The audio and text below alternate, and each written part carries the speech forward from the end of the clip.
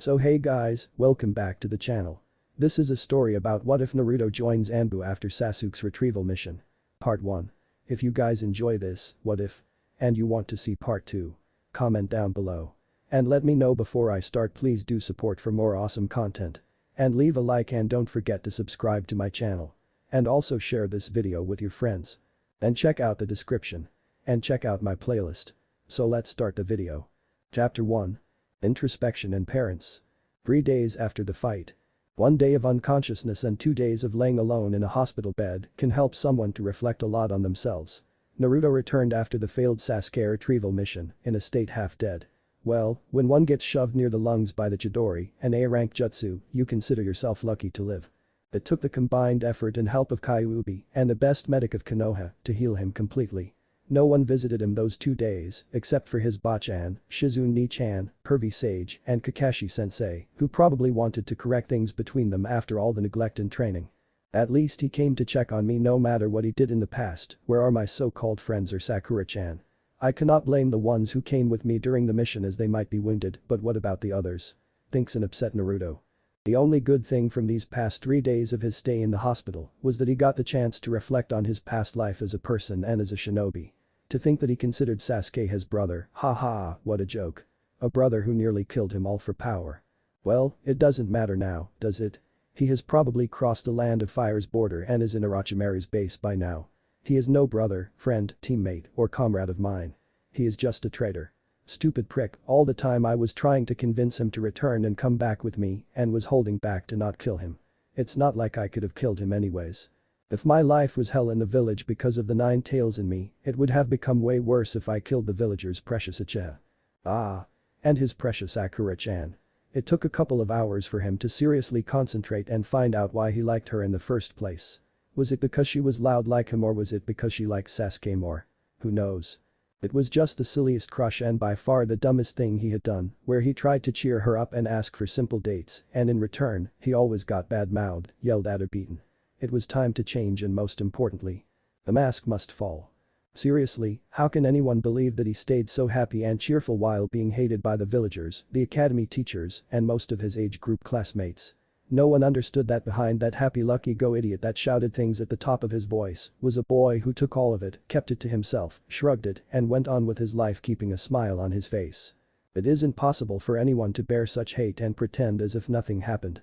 But he did it, he heard the whispers, he saw how parents pulled their kids away from him, how most of the shop owners didn't allow him to get anything from their shops. No more. What was the price paid in acting like a loud, brash, annoying, and pranking king? An idiot who did not take his ninja studies and basics properly. A weak orange jumpsuit and a short boy who got beaten by everyone in the academy and insulted for being last. Winning most of his fights on either luck or with the help of the Kyuubi. He could blame the Konoha Academy instructors that they didn't help him, being kicked unnecessarily out of the classes, or the ones who taught him something was deliberately done wrong, like Mizuki. He was easily fooled by Mizuki and in desperation would have been punished if Mizuki got the forbidden scroll and got away with it.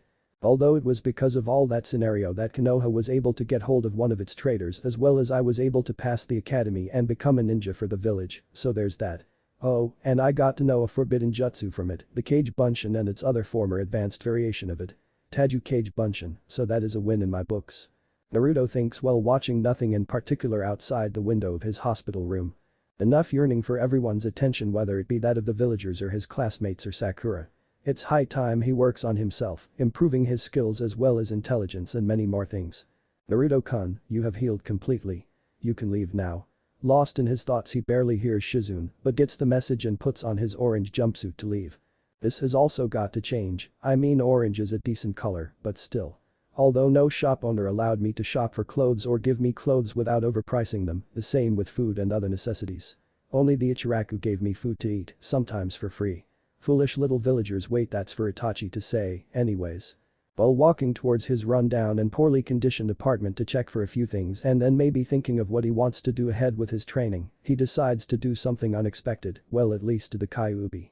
He opens the door of his apartment and closes it once he enters, he walks to his bed and sits cross-legged on it and concentrates for a few seconds and is instantly pulled into his mindscape. Walking up to Kyuubi's cage in his mindscape, he says, "Oi Kyuubi, this might feel weird and unexpected, but I just wanted to thank you. Up until now you have saved my life more than a couple of times and helped me win against most opponents. Whether it be on the bridge in Wave Country against Haku or in the Chunin exams against Niji or Gaara. Kyuubi has his head resting on his hands and looks at Naruto with his left eye open. Where has this suddenly come from? Why do you care so suddenly that you came to thank me? Asks a bit shocked Nine Tails. It's not like someone came and thanked him or something, especially this puny little idiot. What? Can't I thank you for helping me or saving my life? I don't know if it is a big deal for you or not, but it is for me. Today I would have died if it wasn't for you. Hell, I was half dead when I got to Bachan for treatment. And I don't want to be like the Uchiha who will go to any lengths and do anything for power. The scoffs at this, it's not like I had an option.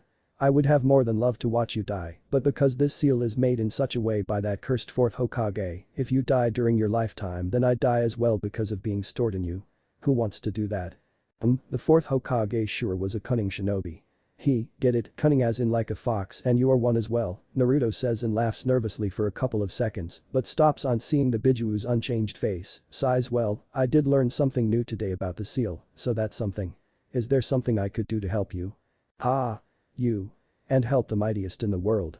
Don't make me laugh, Ninjin, you can do nothing to help me. I am the mightiest of all the tailed beasts and can destroy mountains with a single swing. Kyuubi retorts and tells him about his glory days, but intervenes in between. Coughs okay. Let me rephrase that, is there something I can do to please you? How's that? Yes, you can. The next time don't interrupt me during my brilliant monologue and secondly just tear that seal off completely so I can kill you, get my freedom and riddance from this seal, and then destroy this pathetic village who thinks of me, the great Kyuubi, like some pathetic dumb blonde. Kyuubi snarls in disgust at the last part. Naruto just stares at the Kyuubi as if to say, did you seriously think I would do that? His eyes rises to his full height. If you want to do something, then tear a piece of the seal so I can share your senses. It's boring sitting in here with nothing to see other than a red cage and sower. If you do this then I will be able to see what you see, hear what you hear, and sense and feel the outside world. Finding no problem in that and nodding his head at his statement, he goes and tears a small piece of the seal from the corner. Having done his part and with nothing else to say, he leaves his mindscape. Coming back to the real world, he instantly feels a bit different about his surroundings, like it has come a bit alive or something. Your hearing and smelling senses have increased because of me sharing those senses with you through the seal. Kyuubi tells Naruto. Am I hearing things or just mental after staying in the hospital? Thinks Naruto to himself as he looks around the village trying to find a reason for this. No, you idiot, because you ripped a part of the seal we can communicate with each other without you having to appear in your mindscape. You just have to think about what you want to say and I will understand it. That's sweet. See, we can be good to each other like this and help each other in return. You get to see the outside world and I get a minor boost or something from it. It's a win-win situation. Whatever, I don't have the patience to talk so much with you. Go on wherever you are going, I am going to sleep. The Kyuubi rests his head on his hands and thinks to himself. Uzumaki Naruto. In all my years of being alive, no human has thanked me for anything till now. Except for one person, but then he was different from the rest. Seeing no point in continuing to talk with a sleeping beast, he continues walking towards. Wait, where was I going? Is this what Kakashi-sensei meant about getting lost on the road of life? Ugh, why is my memory so bad? No need to answer that, we know whose fault it is. Taking a random right, he sees Shikamaru coming from the opposite end. Hey Shikamaru, where are you going? Oh it's you Naruto, I was just going to the hospital to check on Choji, he ate some special Akimichi pills during our last mission and was admitted there. Let's just hope he recovers quickly then. Now that you think of it, I don't know about anyone's whereabouts from the mission, is there anyone else in the hospital from our mission? Yakiba was admitted straight away when he was brought here and Niji was in a critical situation, he is in the ICU. They both were made to fight tough opponents. No, all of us were way below in terms of skills compared to the Sound 4 and then there were their curse marks which gave them major boosts. I was lucky that I only got my index finger injured as compared to the injuries to you and the others from the mission, states Shikamaru while looking at his bandaged finger. Even though I am not friends with any of them like Shikamaru and Choji are, they are still my comrades and classmates. And now they are all in serious condition because of that power-hungry Uchiha. No, it's final, I won't waste my time chasing after him. That's for Sakura to do anyway. I will never improve if I do anything while my end goal is to return him to Konoha. Also, Choji and Shikamaru were dealing with their own problems, so it makes sense as to why they didn't come to see me. Naruto ponders on the situation, but then sees Shikamaru's vest. It was a bit darker than the one his sensei wears, which means it is for Chunins. Boy Shikamaru, you got promoted to congrats dude. I never paid much attention during our mission, states Naruto, genuinely happy for him. Ah this, don't mention it, it's way too troublesome with the added responsibility that comes with it. Well, what is not troublesome for you? Troublesome. Naruto deadpans at his response, who else got promoted besides you, and who did promotions anyway? Sandame Jai-chan sure did not do it, he asks him, curious about the answer he will give. No one except me, which seems kind of wrong. A couple of us could have been promoted, especially you in my opinion. The promotion was done by the council through voting between the Shinobi Council, Civilian Council, and the three elders, and I was called in the Hokage's tower and given this by the three elders. Oh. Thank you for the compliment Shika and. Well anyways I will talk to you later then, says Naruto rubbing the back of his head in embarrassment. It wasn't his fault, he wasn't congratulated by almost all of his peers and hurried somewhere with purpose. Of course, I didn't get promoted, it makes total sense. Why would the civilian and the 3 bags of old bones want the demon to get promoted? Their main problem would be that I am getting stronger and may kill them or attack the village. It's not a bad idea though if it only came to my mind a bit earlier, muses Naruto while rushing to the Hokage tower. At the Hokage tower. Without even listening to the secretary who tells him to wait, he barges straight into the Hokage's office by pushing the door, only to see Tsunade and Jiraiya talking about something, while Shizune is listening to them. Yo Bach-chan, I wanted to say something to you, Naruto exclaims rather loudly, old habits do take time to go away. Damn it brat, can't you see I am busy here? When will you learn some manners and knock on the door to ask permission from me, asks a rather irritated Tsunade. Come on. Do I have to ask for permission to see my Bach-chan now? What were the two of you talking about? He asks her to divert her attention from it. You are in no position to demand something from us, replies Tsunade rather angrily. What? You don't even want to talk to me now. Sniff fine, then I will leave you and go. Naruto says crying in mock while going for the door to leave, thinking that it will work and someone will fall for his show. Tsunade-sama, he just asked you a question, don't be mean like that. Don't worry Naruto-kun, she is like that when she hasn't had sake in a while. Shizune says while hugging him. Tsunade's eyebrows twitch at the scene in front of her and turns sideways to see Jiraiya, who was trying to hide his smile but failing miserably. Well, I don't see the reason to not tell him home. It is about him anyway. I am planning to take you on a 3-year training trip Naruto to prepare you for the Akatsuki. They are a serious threat after all, Jiraiya informs and watches as Naruto's mood does a complete flip and he jumps while raising his head in excitement. Yes. I accept to go on the training trip. So when will we go pervy? Asks a rather excited Naruto. That Naruto. He has Kushina's nature and excitement in him while Minato's drive to train more. He is a perfect mixture of his parents, Jiraiya thinks while a small smile appears on his face but goes away quickly. I didn't expect you to say yes to this so eagerly. But we can leave by tomorrow morning. Jiraiya replies looking at the happy blonde. Now that is clear, why are you here Naruto? Inquires Tsunade. Oh yes, I wanted to ask you to promote me to a, Naruto informs her of his reason to visit. And why do you suddenly have this idea to come here and ask me for a rank promotion without doing anything great in recent missions that would account for you to have a promotion? She asks him as she rests her chin on her hands on the desk. I got to the final rounds of the exams that happened in the past. In the 3rd round, during my match, I beat Neji in a fair fight, as well as a shinobi fight. And then it was me who stopped the One-Tails from wreaking havoc on the village and killing our shinobis and villagers. If all of this effort doesn't warrant a promotion, then I don't know what does, Naruto speaks while remembering all of it in his mind. Tsunade and Shizune both are impressed by his feats in the exams and during the invasion. It won't seem much on the outside, but a genin stopping a tailed beast all by himself, no matter its number of tails is a pretty big feat. Well if what you say is true, then why weren't you promoted with Shikamaru? Someone would be a fool to not promote a genin who did so much for the village, asks the Hokage.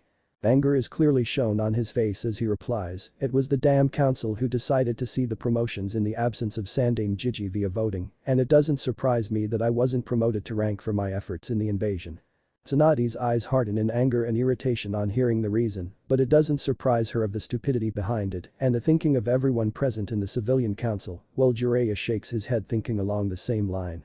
Wow, who knew you had such a mind to remember all of that and ask for a promotion? I wouldn't have guessed in 1,000 years that you would, Jiraiya says in a playful tone while smiling which annoys Naruto. What does he think that I am so stupid to even ask for something? I may not be able to concentrate or give brilliant solutions to questions, but that doesn't mean I don't have any thinking capacity. Ugh, if he, being my sensei, thinks such, then surely the rest of the people who know me would think much worse. Damn me for painting such an image of myself. I have a lot of work to do. Fine Naruto, I will look into the reports of the exam and invasion given by various shinobis. I trust you that you wouldn't lie to me, so come back here by the evening to collect your vest and promotion scroll. His face lit up on hearing her say, yada. One more step closer to being the Hokage. I told Sandame Jai-chan that I would be the Hokage, and I will make it happen. Hearing him talk like that of the third makes all three in the room smile. Jiraiya picks a nearby glass of water to drink. A sudden thought hit Naruto's head as he thought about being a. Now that I will be promoted to, I would like to know who my parents are, Naruto states firmly, determined to get his answer. Jiraiya spits out the water that he was drinking from his mouth and coughs a bit, while shock was written all over Tsunade and Shizun's faces. What do you mean by that, Naruto? Asks Jiraiya, hoping that he heard him wrong. What, are you deaf or something? Scratch that, he heard him right. Gigi promised me whenever I used to ask him to tell me about my parents, and he said that he would tell me everything when I turned 16 or became. I begged him to tell me, but he told me that my father wished for it for some reason, so now I will not go without knowing about them. Sighing at his request and seeing no other option, Jiraiya nods at Tsunade and closes the window and activates a privacy seal while Tsunade sends out her ANBU. Whoa, what was that blue light thingy which covered the room? Naruto asks curiously while watching some weird patterns covering the room. Your parents are part of an SS rank secret like the Kyuubi was. It would become quite a problem if someone else knew of it, so I told ANBU to go out while Jiraiya put up a privacy seal and Tsunade informed him. Well, it must be important then if it. Another person is hiding near the couch on your right, Brad. What? How do you know that Kyuubi? I can't see anyone. He asks the Kyuubi, bewildered by his response. I can sense the emotions of humans. It is one of my abilities along with an increased healing rate and a good sense of hearing and smell, both of which you have. One can hide their chakra and do other things to stop from being spotted, but no one can hide their emotions. Trusting the Kyuubi as he told him without even the need to do so, he looks straight at the spot mentioned by him and says. There's someone over by the couch on my right, Iro-senin, Naruto says casually as he points his finger near the couch. The shinobi was sweating a bit from Naruto looking directly at him out of the blue, but now everyone in the room knew of his location, so he dropped his disguise and headed for the window to exit the room. Both the Sanins and Shizun were a bit shocked hearing and were turning in the said direction when Jiraiya noticed a sudden movement from the exact mentioned place. Quickly rushing across to stop the fleeting person, he shoves a Rasengan in his back, instantly killing him. Why did you kill him? You could have just captured him, Naruto says while seeing the now dead shinobi. Grow up, brat. This is the life of being a shinobi. You all kill, steal, and do a lot of other things in the name of being ninjas and in service to your village. Your hero, the Yondaime Hokage, killed roughly 1,000 shinobis during the Third Great Ninja War, and you are afraid of such stuff. Either accept it or quit being a shinobi. Kyuubi retorts angrily about his stupid thinking. Not having any response, Naruto stays quiet while listening to Jiraiya, and he was anyways a root shinobi, so we wouldn't have been able to get any kind of information from him. Screw that old crippled fool Danzo, leaving his spies in my office. We weren't talking about anything major till now, but who knows how many times he has done this in the past. I will have to tell my ANBU to take extra care from now on, Tsunade states angrily, but calms down by the end and then looks directly at Naruto. Now then, where were we? Ah yes, your father was the Yellow Flash of Konoha, Namikaze Minato, while your mother was the Red Death of Konoha, Uzumaki Namikaze Kushina. Her last name was given to you because your father had many enemies, especially in Iowa, who would stop at nothing less than to kill you. To protect you from getting targeted by them, you weren't told about your father. Naruto was lost.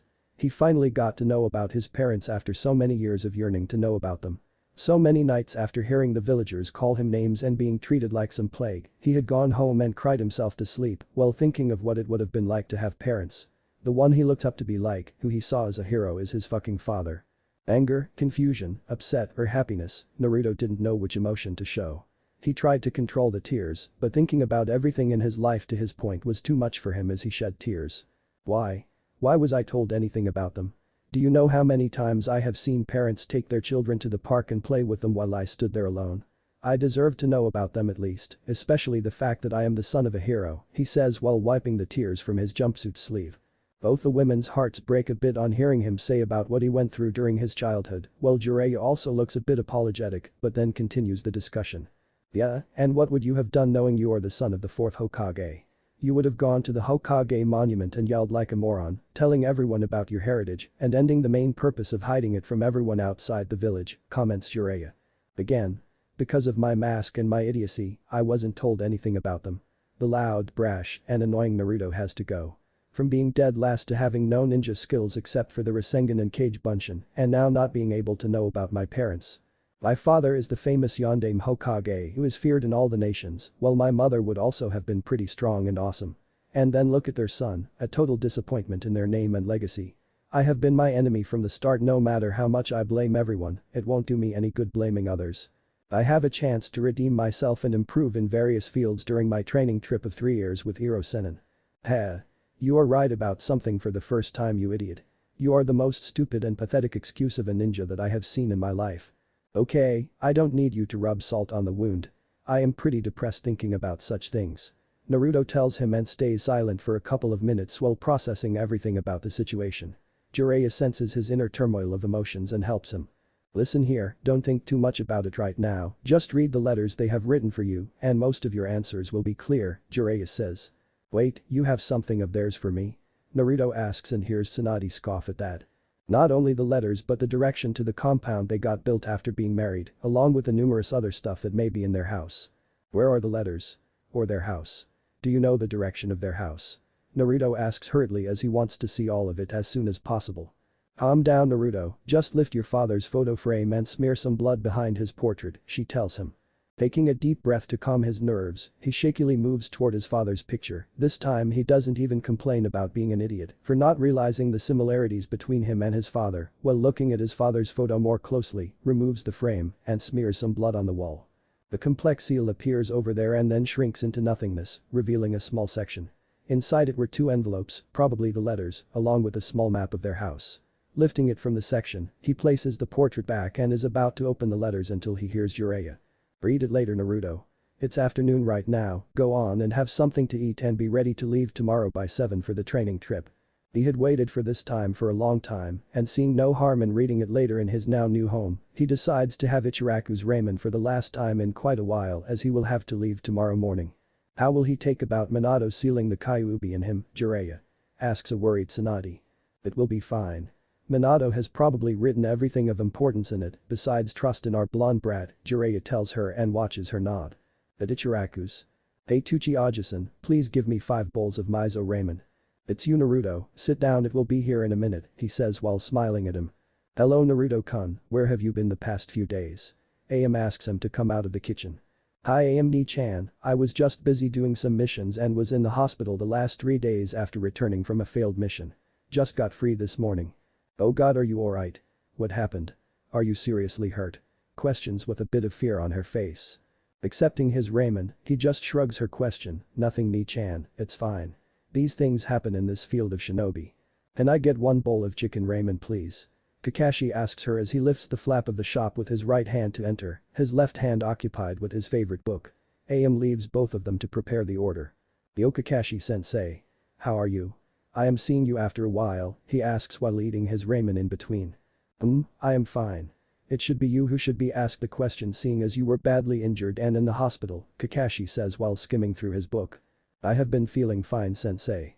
I got released from the hospital this morning, then went to see Bachan and got promoted too. Oh, and I finally got to know about my parents. My father is pretty famous, you know. Kakashi's eyes widened a bit on hearing the last part. Ah, I see. I would like to tell you that I knew both your parents, your father more than your mother as he was my sensei. Naruto stops eating his ramen and looks at him wide-eyed in surprise. I guess that is true, you never told us about your genin team, Naruto says. Kakashi's eyes smile on hearing him say, why did you never ask me about Naruto? Naruto hits his head on the table in disbelief but doesn't say anything else as he is correct in his own perspective. Can you tell me about my mother? I mean there is a lot about my father out there, but I don't know or haven't heard much about her, he asks Kakashi in hopes of learning something. Kakashi ponders on the statement and then replies. You should ask Kurenai about your mother, she was one of the 3 genins in her team when she was a sensei for a short while. I will ask her after coming back from my training. And returns to eat his 3rd bowl of ramen. Naruto then turns to face Kakashi. Hey sensei, I wanted to ask you something. Go on. Well, after thinking a lot about it during the last few days, I have come to a decision that I don't want to care about Sasuke anymore or chase after him after returning from my training trip. I thought of him as a dear friend, seeing as he was also alone after the Uchiha massacre and thought of him like me, but which friend uses an AR rank on you that is supposed to kill someone? Kakashi disheartens a bit on hearing that, sad that his one student would use an assassination jutsu on his teammate and then become a traitor to the village. It is your choice to take Naruto. You have everything in front of you and have to decide what is best for you. I cannot change your perspective on the situation. Then it's decided, I won't go chazzing around and wasting my time on him. I have lived till now thinking about the villagers or others' opinions of me or obsessing about beating Sasuke. If there is a mission regarding him or his whereabouts, I won't care about it, Sakura is there for that. Although if I were to come across him somehow, I will not hold back that time against him thinking that he is a friend, Naruto says with determination. Kakashi smiles a bit at that and then decides to say what he came there for. I came here to say sorry to Naruto. I was the one who brought you back to the village from the Valley of End, and on the way, seeing your condition made me realize that I haven't been the best sensei for you, ignoring you while teaching Sasuke, who used a Chidori on you when I told him not to use it on comrades and teammates. Kakashi apologizes sincerely as Naruto listens to him. Hey, it's alright sensei. You may have not taught me much, but you were there for me and treated me better than most of Konoha. And don't worry about my training, I am going on a 3-year training trip with Pervy Sage from tomorrow, so I will learn a lot from him. Disappointed in himself for not teaching his sensei's son, he asks Naruto, is there anything I can help you with? You can teach me the Chidori as well. Yeah, do that. Replies Naruto excitedly. No matter how much he was trying to change, some things don't change quickly, like his excitement about learning a new jutsu. Kakashi chuckles on hearing his suggestion and tells him. I can't do that, it requires having a Sharingan as well as one must have a lighting affinity. Wait. You don't know your natural affinity, do you? He asks him with a bit of joy in his tone at the thought of helping him anyhow. He receives a shake of the head from Naruto in return. I know something that might help and reaches into his vest pocket to take out a square piece of paper. Seeing Naruto eyeing it curiously, he decides to explain it to him, this here is a chakra paper. It helps in identifying a person's natural affinities. Sasuke has 2 natural affinities, fire and lightning. It is a lot easier to learn, perform and master the jutsu of the natural affinities one has. Here just add chakra to it. Taking the paper and placing it in between his fingers, he applies chakra to it and looks at it as it splits by the middle into 2, then the left side becomes wet and the right side crumbles into a ball. Raising an eyebrow and staring at Kakashi as if asking a question. Well, that's rare for anyone to have 3 affinities. But it can be explained seeing as who your parents are, with Minato-sensei having primary wind affinity and secondary lightning affinity and Kushina-sen having primary water affinity and secondary wind affinity. You have a primary wind affinity with closely followed water and lightning affinity. Ha! I knew I was awesome. Take that Sasuke team, exclaiming Naruto happily while Kakashi just chuckles and ruffles his hair a bit. Kakashi-sensei, can you tell me before going on the training trip what all things I need to work upon? You have watched me train and stuff for 6 or some months, so you would probably know my weakness and as such areas to work on. I am going to be completely honest with you, so don't be disappointed, okay? Asks Kakashi to see Naruto nod at him. Your weakness. It's in every area, he tells him, and watches as Naruto hangs his head in shame. Look, it's better if you know where you lack, Naruto, so that you can improve. Okay, your taijutsu has no style at all and is non-existent in your case. You should focus on improving your chakra control as well. Not on an expert level needed for doing medical ninjutsu, but it should be at least level or up so that performing becomes easier and you don't waste chakra doing it. You should also branch out your ninjutsu a bit other than the Rasengan and Kage Bunshin. It's good that you have 3 affinities, you can learn loads of different things. And both your parents were masters of, so add that to the list. What? Kakashi-sensei, that's too much. How am I supposed to do so much in just 3 years? Naruto exclaims in dread at the fact of not being able to become a better shinobi in the next 3 years. Chuckles nervously. Well, it's the job of a sensei to help his student. I should have told you this earlier, but anyways. The Kage Bunshin you use regularly is very good for spying and gathering intel. It's because whatever a shadow clone learns, its memories are passed on to its creator. You can apply this to your studies as well as to improve yourself. So if your clone reads a book while you sleep, after dispelling the clone you will remember whatever it read, Kakashi informs Naruto and turns towards him to see his mouth agape. This is wonderful. Because my chakra reserves are so high due to the Kyuubi, I can easily produce hundreds of clones. This would make my job easy and I won't need to read boring history books. Thank you for your help, sensei, see you later. Naruto hurriedly leaves the stand after hugging him to check his parents' house, leaving a happy Kakashi alone, who was able to do something to help his student. Near the Hokage monument. Somewhere around here is their compound, huh? They sure did get it isolated from others, muses Naruto while walking towards the location and looking at the map to try and figure it out. His exploration had brought him to the Hokage monument where the rest of the Hokage's stone faces were present and below the whole village was visible. After 10 minutes of wandering in the area near the monument, he sees a medium-sized compound near the forest. I should send a clone to collect my vest and promotion scroll from Bachan. And according to Kakashi-sensei, it should remember most of the things that happened during its life. Wait, do they have a life? Naruto thinks about the stupid theory of whether they have a life or what, nearly forgetting the task at hand. Making a cross sign with his index and middle finger on both hands, he calls out, Kage Bunshin no Jutsu. Go to Bachan's office and get the things provided with a promotion, Naruto says to the clone. Seeing the clone going away, he walks to the gates of the compound and stupidly tries to open it by pushing it. Why would they not lock the doors of their compound? I can see how stupid I may be in various situations, now that I am a bit calm and not shouting random shit every few minutes. Pondering about a way to open the gates, he remembers what he had to do to get his parents' letters, he presses some of his blood on them. Watching a seal appear and then go away after a few seconds, he opens the gate to see a 2-storied big house, along with a garden, pond, and trees in the compound. Walking up to the house door, he smears blood on it again. Looks like they took the protection of this house seriously. I wonder what happens when someone else tries to enter it.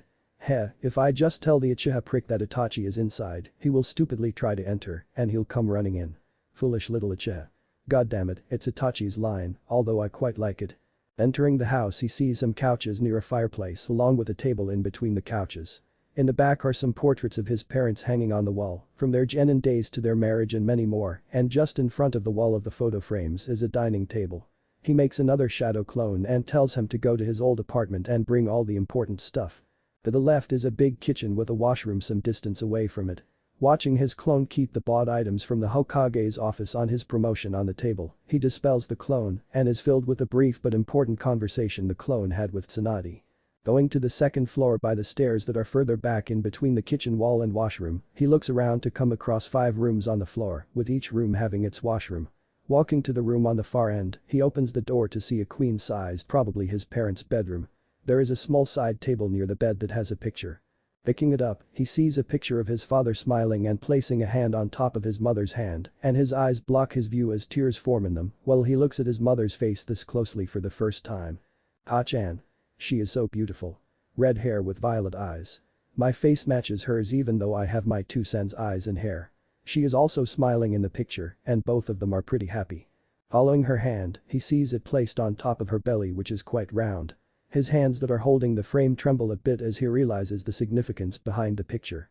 They look so happy, they loved me even before I was born. And here all my life I thought my parents left me, Naruto cries a bit seeing them and hugs the picture close to his heart. What he wouldn't have given to meet them and hold their hand once. Placing the picture down on the table, he moves to the closet on the left to see a white cloak with red flames on the bottom of it. Lifting it, he sees the words 4th Hokage printed in red on it. Placing it back in the drawer and closing the closet, he sits down on their bed. I will check the basement later, it's probably filled with books and scrolls on different ninja skills. Now to read my parents' letter. Chapter 2. Letter and Training. Taking a deep breath to prepare himself for what is to come, Naruto decides to first read his father's letter as he takes the envelope and takes the paper inside it. Hello Naruto. If you are reading this, then know that I asked Sandame to give this to you when you either became a or when you reached 16. If it is the latter then please forgive me if you can for not being there in your life for so many years. 16 years, without having the love of a father or a mother. I am sorry for doing this, but try to understand my predicament as well. I had no option at that time when the Kyuubi was ripped from your mother and sent to attack the village. I had to quickly think of a solution or the Kyuubi would have wreaked havoc on Konoha and laid waste to it and its citizens. Well, technically it still did, but it would have been far worse. Now listen closely, not many people know the exact reason why the Kyuubi attacked the village. A masked man attacked your Kachan that night when she was giving birth to you. He got hold of her and because the seal weakens when a woman is pregnant, he was able to release the Kyuubi. I also saw the Mangekyou Sharingan in the eyes of the 9-tailed fox, so the masked man was an Uchiha who took control of the Dijutsu's visual prowess. As I am writing this letter to you right now, well, not me but a clone, try to put yourself in my place and see things through my perspective. How could I as a Hokage ask someone else to give their child for the sealing when I couldn't do it on my own? I am not saying that what I did was absolutely right or the only way, but at that moment, I only saw this as a solution. I believe that the villagers will see you as a hero for holding the Kyuubi back, as you will keep the beast sealed from the rest of the village, but if that is not the case, then please forgive me. Although, know that you are just the jailer of the Kyuubi and not the Kyuubi itself, Naruto. Also, that masked man, who calls himself Madara Uchiha, will try to control the Kyuubi again, so I believe if anyone could control the Nine Tails power and stop the masked man, it's you, Naruto. After all, what father wouldn't believe in his child? I know I have placed a very heavy burden on you, which may result in you being hated as well, although I hope not. I trust you to do the right thing for yourself and the ones you consider friends. You should check the basement of your house, where you will find the notes for my esteemed Rasengan and the Hiraishin Jutsu. Although I hope your godfather, Jiraiya, has taught you the Rasengan. It is an incomplete thought and maybe you will be able to complete it. No matter what happens and what you do, Naruto, know that I love you very much. It would be my wish to see my son as the protector of Konoha and its villagers after me. Maybe you can even become like me or better than me. It is upon you to decide what you do in your life, Naruto. Please try and forgive me. Your Tusan. The fourth Hokage. Namikaze Minato. Naruto couldn't comprehend which emotion to show, be angry at his father for foolishly believing that the villagers will treat him, be confused about who the masked man is, or be happy that his father loves and trusts him. I forgive you, Tusan. You love me and trust me to beat this masked man. I will not let you down. Although who is behind this mask is still a mystery. He claims to be Madara Uchiha. From what little I remember during my stay in the academy, the only one capable of going up against the first Hokage was Madara Uchiha. But how can he still be alive? He was not Madara Uchiha. I would remember him clearly. How can you say that? I was captured by that disgraceful Uchiha when he fought Hashirama at the Valley of the End. I remember his scent very well. The masked man was no Madara Uchiha, just an Uchiha who wants to be like him or use his name to strike fear and make their enemies question themselves. As much as I hate Madara, there is no denying that he was one of the strongest ninjas of his time and only Hashirama Senju came on his level. So he uses his name to spread fear or something. One thing is clear though. Hey, I always wanted to know something, why did you try to destroy Konoha when you were released by him? Personally to me, it doesn't look like something you would do for fun. HMPH, this Uchiha caught me strong enough to control me and ordered me to destroy Konoha. He had the Mangekyo Sharingan like Madara. Wait, what's the Mangekyo Sharingan? Tusan also mentioned it here in his letter. I only know the one which has 3 tomatoes in it. It's the next stage of the Sharingan. When someone close to an Uchiha dies, under immense pain and grief it takes the next form. Although repeated use of this form can cause permanent blindness. There is just more and more to uncover. Anyways, onto my Kachan's letter. Opening the second envelope, he unfolds the paper to read. Dear Naruto. I am so sorry for leaving you alone to live. I would have loved to be with you at your first steps, to teach you everything I know, to be present on your first day at the academy and so much more. Growing up alone would have been a lot difficult for you, but I know that you will get through it if your personality is just like mine. You have your Tusan's eyes and hair but my facial features. Oh, I could tell that you are such a beautiful boy as soon as I held you for the first time. I was the second of the Kyuubi, and the first one was Uzumaki Mido. I know how hard the life of it can be, especially for you after holding the 9 tails when it recently attacked the village. Minato believes that the villagers will see you as a hero for housing the 9 tails, but he has high hopes from the village who has suffered much from the beast. I know your life will be very difficult. They will direct all the hate and anger that they have on the Kyuubi toward you. I know how sad you must have been a lot of the time and how much you have suffered. I am sorry, Naruto, for not being there for you, and then your suffering would have increased at the hands of the villagers, I really am. It is true that we are the vessels for the Kyuubi. But there is a way to live happily, even as a. First, we must fill those vessels with love. Then, we were able to live our lives happily, even as. For me, those spaces were filled by your father and some of my friends, one of them being Uchiha Mikoto. Find love in your life, Naruto, whether it be that of friendship or with your teachers. You do not need to have many friends, some of them will be fine. If you ever find our house, go to the basement where a library is present along with a training ground. The Uzumaki clan of the Izushio village was famous for its skill in sealing knowledge. Unfortunately, it was destroyed during the Second Ninja War. Whatever was left in its ruins, I brought it here later and stored it in the library. You may be the last of the Uzumaki left in the world, Naruto. Please, if you can, try and carry on our legacy. I used a sword which helped me get my name, the Red Death, because of my hair color. If you have an interest in it, then you can use it. Please take care of yourself, Sachi, and I love you very much. Never forget that. Your Kachan. Uzumaki Kushina. Naruto let slip a few tears while reading his mother's letter. She also loved him. His parents did not abandon him as he thought all the time during his childhood. He would always have traumatizing dreams of his parents abandoning him since he was hated by nearly everyone in the village. Thank you, Kachan. I love you as well. I will carry on your and Yusan's legacy and do my best to make you proud." Determined to do his best, he goes down to see the sun is about to set. Reaching the basement, he sees a door probably protected by seals. Smearing a bit of his blood on it, he opens it to see a medium-sized library, next to which is a training ground with posts for kunai and shuriken practice. Roaming the library from one end to another, he sees sections upon sections with different names on them. There are many scrolls of different elements, along with books on basic theory and advanced. There are a few medical ninjutsu scrolls near it. Varying ninjutsu of all the ranks from E to S are kept there. At the end of the room was a table with 2 scrolls kept on it, with a 3-pronged kunai behind the second scroll and a sword laid on the table. Checking the first scroll, he sees it's for Rasengan. Opening it to read the contents in it he sees. So Tusan created the jutsu seeing a Biju Udama. He sure lives up to his name of being a prodigy. What else? It says here that it is incomplete. An element can be added to it like the wind to make it a completely new jutsu. Cool. So that is what he meant. I will try my best to do it. Going up to the second scroll he sees it's for the Hiraishin Jutsu, along with a 3-pronged kunai near it. Oh god, it's with which Tusan killed 1,000 Iwa shinobi in a matter of seconds. I need to learn it. Let's see, one has to be a seal master and understand the theory of space-time seals to be able to do it. I can use my shadow clones to do that.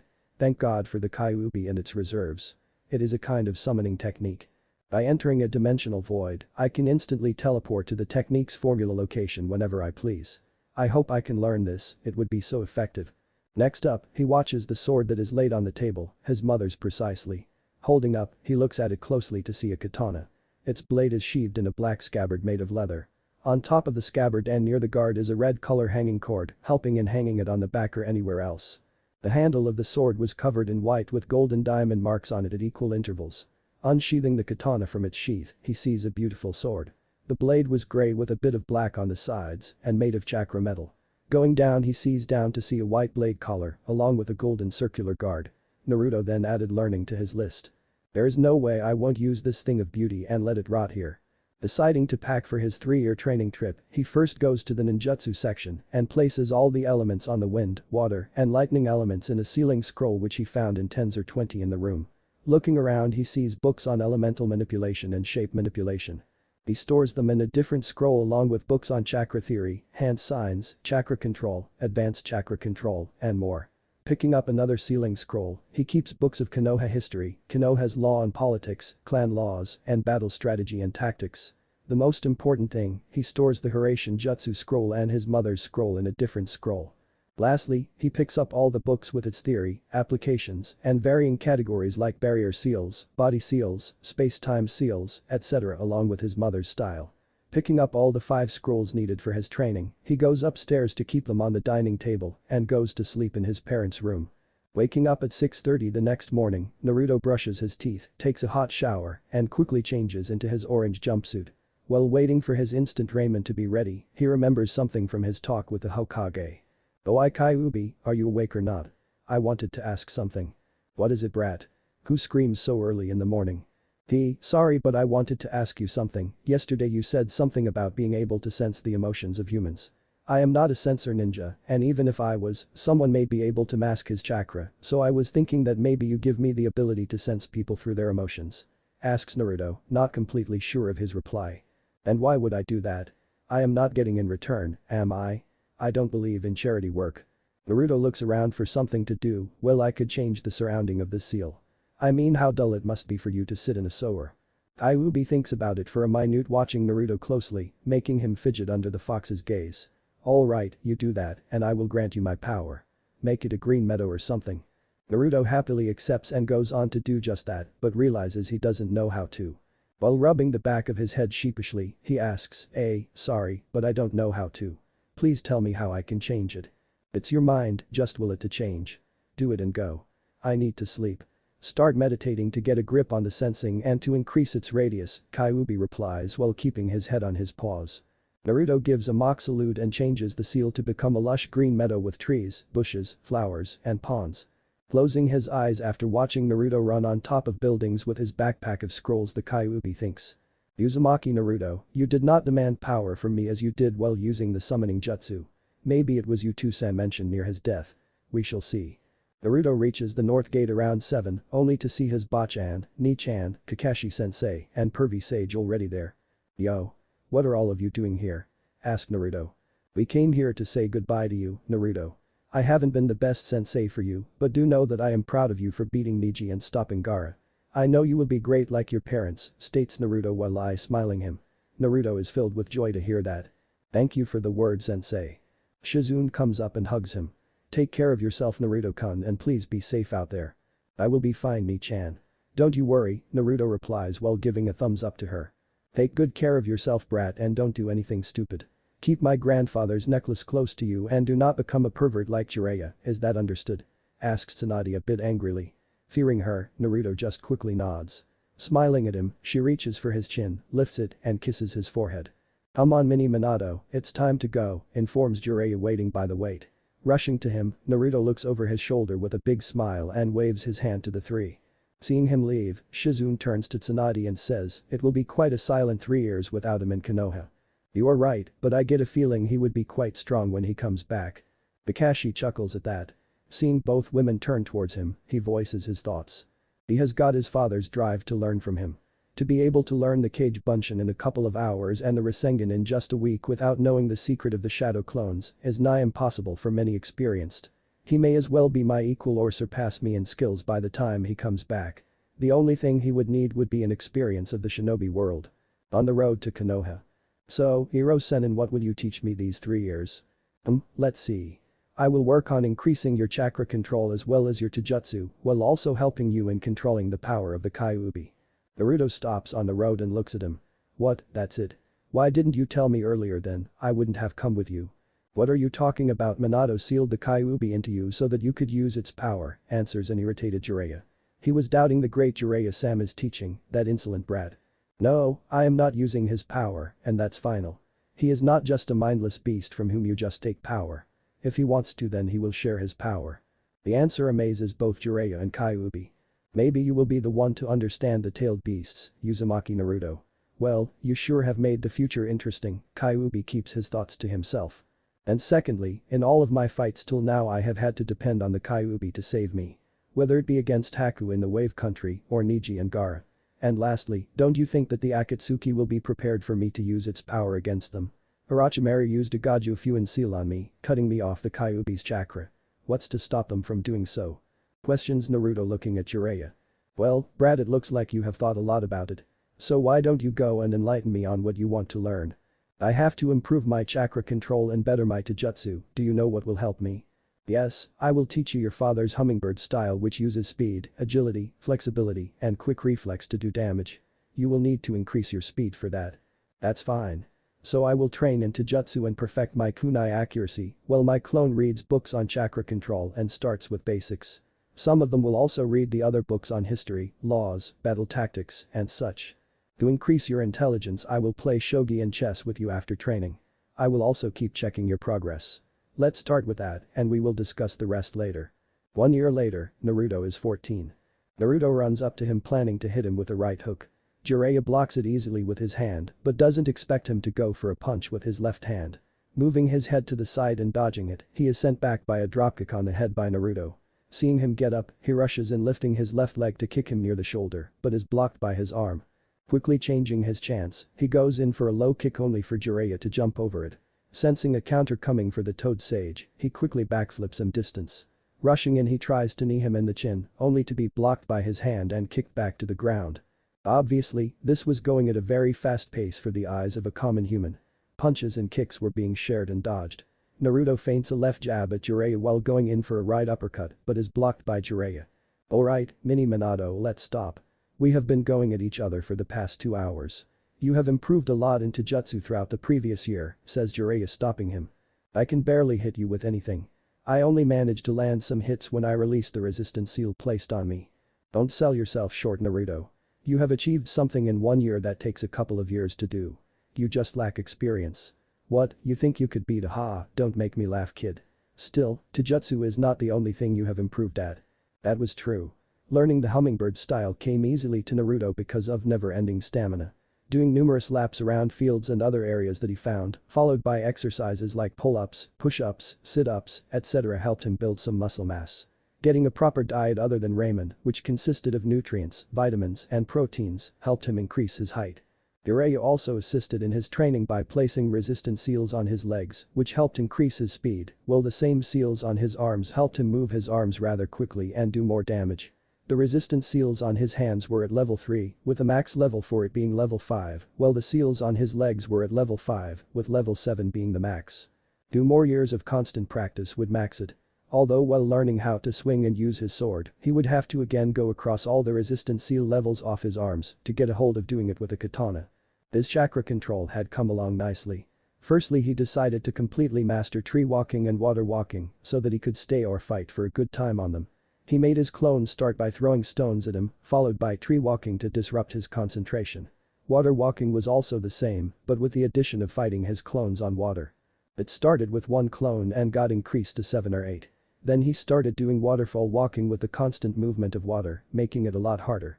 After mastering that, he got it up a notch by balancing stones and in his hand. It started by balancing 1 and then balancing 5 of them, 1 on each fingertip with ending on 10 on the fingertips of both hands.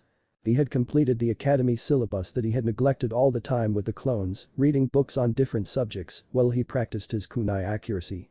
He needed it perfected to use his father's 3-pronged kunai effectively, so he practiced it on stationary targets and moving clones.